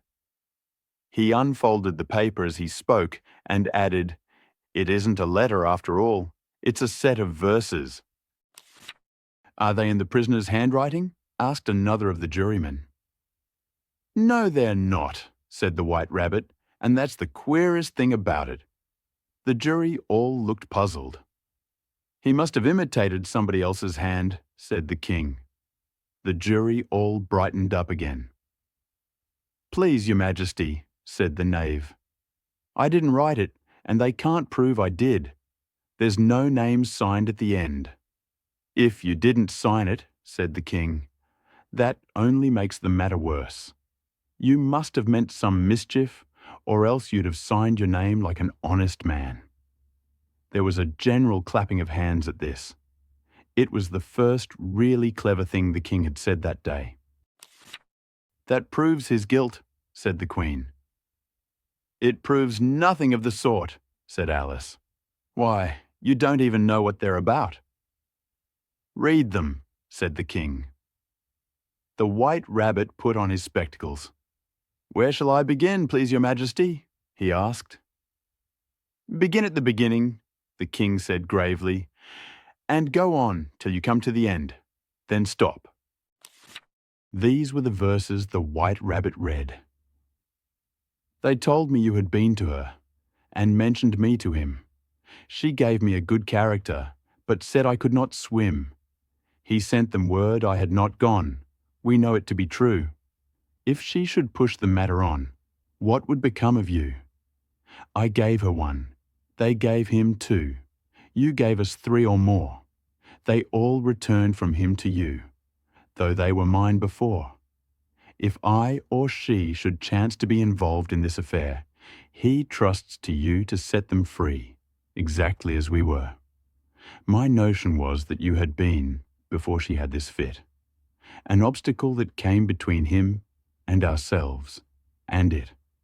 Don't let him know she liked them best, for this must ever be a secret, kept from all the rest, between yourself and me." "That's the most important piece of evidence we've heard yet," said the king, rubbing his hands. "So now, let the jury." "If any one of them can explain it," said Alice. She had grown so large in the last few minutes that she wasn't a bit afraid of interrupting him. "I'll give him sixpence. I don't believe there's an atom of meaning in it." The jury all wrote down on their slates, "She doesn't believe there's an atom of meaning in it," but none of them attempted to explain the paper. "If there's no meaning in it," said the king, "that saves a world of trouble, you know, as we needn't try to find any. And yet I don't know," he went on, spreading out the verses on his knee and looking at them with one eye. "I seem to see some meaning in them after all. Said, I could not swim. You can't swim, can you?" he added, turning to the knave. The knave shook his head sadly. "Do I look like it?" he said, which he certainly did not, being made entirely of cardboard. "All right so far," said the king, and he went on muttering over the verses to himself. "We know it to be true. That's the jury, of course. I gave her one, they gave him two. Why, that must be what he did with the tarts, you know. But it goes on. They all returned from him to you," said Alice. "Why, there they are," said the king triumphantly, pointing to the tarts on the table. "Nothing can be clearer than that. Then again, before she had this fit." "You never had fits, my dear, I think," he said to the Queen. "Never!" said the Queen furiously, throwing an inkstand at the lizard as she spoke. The unfortunate little Bill had left off writing on his slate with one finger, as he found it made no mark. But he now hastily began again, using the ink that was trickling down his face as long as it lasted. "Then the words don't fit you," said the king, looking round the court with a smile. There was a dead silence. "It's a pun," the king added in an offended tone, and everybody laughed. "Let the jury consider their verdict," the king said, for about the 20th time that day. "No, no," said the Queen. "Sentence first, verdict afterwards." "Stuff and nonsense," said Alice loudly. "The idea of having the sentence first." "Hold your tongue," said the Queen, turning purple. "I won't," said Alice. "Off with her head," the Queen shouted at the top of her voice. Nobody moved. "Who cares for you?" said Alice. She had grown to a full size by this time. "You're nothing but a pack of cards." At this, the whole pack rose up into the air and came flying down upon her. She gave a little scream, half of fright and half of anger, and tried to beat them off, and found herself lying on the bank with her head in the lap of her sister, who was gently brushing away some dead leaves that had fluttered down from the trees upon her face. "Wake up, Alice dear," said her sister. "Why, what a long sleep you've had." "Oh, I've had such a curious dream," said Alice, and she told her sister, as well as she could remember them, all these strange adventures of hers that you have just been reading about. And when she had finished, her sister kissed her and said, "It was a curious dream, dear, certainly, but now run in to your tea. It's getting late." So Alice got up and ran off, thinking while she ran, as well she might, what a wonderful dream it had been. But her sister sat still just as she left her, leaning her head on her hand, watching the setting sun, and thinking of little Alice and all her wonderful adventures, till she too began dreaming after a fashion. And this was her dream. First, she dreamed of little Alice herself, and once again the tiny hands were clasped upon her knee, and the bright, eager eyes were looking up into hers. She could hear the very tones of her voice and see that queer little toss of her head to keep back the wandering hair that would always get into her eyes. And still, as she listened, or seemed to listen, the whole place around her became alive with the strange creatures of her little sister's dream.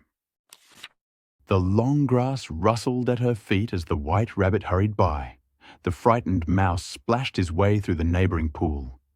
She could hear the rattle of the teacups as the March Hare and his friends shared their never-ending meal, and the shrill voice of the Queen ordering off her unfortunate guests to execution. Once more the pig baby was sneezing on the Duchess's knee, while plates and dishes crashed around it. Once more the shriek of the griffin, the squeaking of the lizard's slate pencil, and the choking of the suppressed guinea pigs filled the air, mixed up with the distant sobs of the miserable mock turtle. So she sat on, with closed eyes, and half believed herself in Wonderland, though she knew she had but to open them again, and all would change to dull reality. The grass would be only rustling in the wind, and the pool rippling to the waving of the reeds.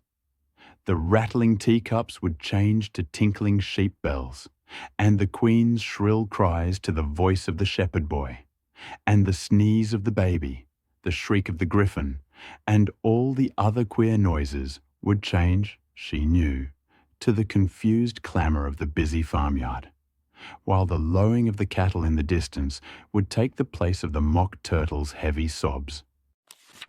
Lastly, she pictured to herself how this same little sister of hers would, in the aftertime, be herself a grown woman, and how she would keep, through all her riper years, the simple and loving heart of her childhood, and how she would gather about her other little children and make their eyes bright and eager with many a strange tale, perhaps even with the dream of Wonderland of long ago, and how she would feel with all their simple sorrows and find a pleasure in all their simple joys, remembering her own child life and the happy summer days. The end. Thank you for joining us on this whimsical adventure through Wonderland. We hope you enjoyed experiencing the magic of Alice's journey through our illustrated audiobook presentation. If you found this story captivating, please like, comment, and subscribe to our channel. Stay tuned for more timeless classics and enchanting tales.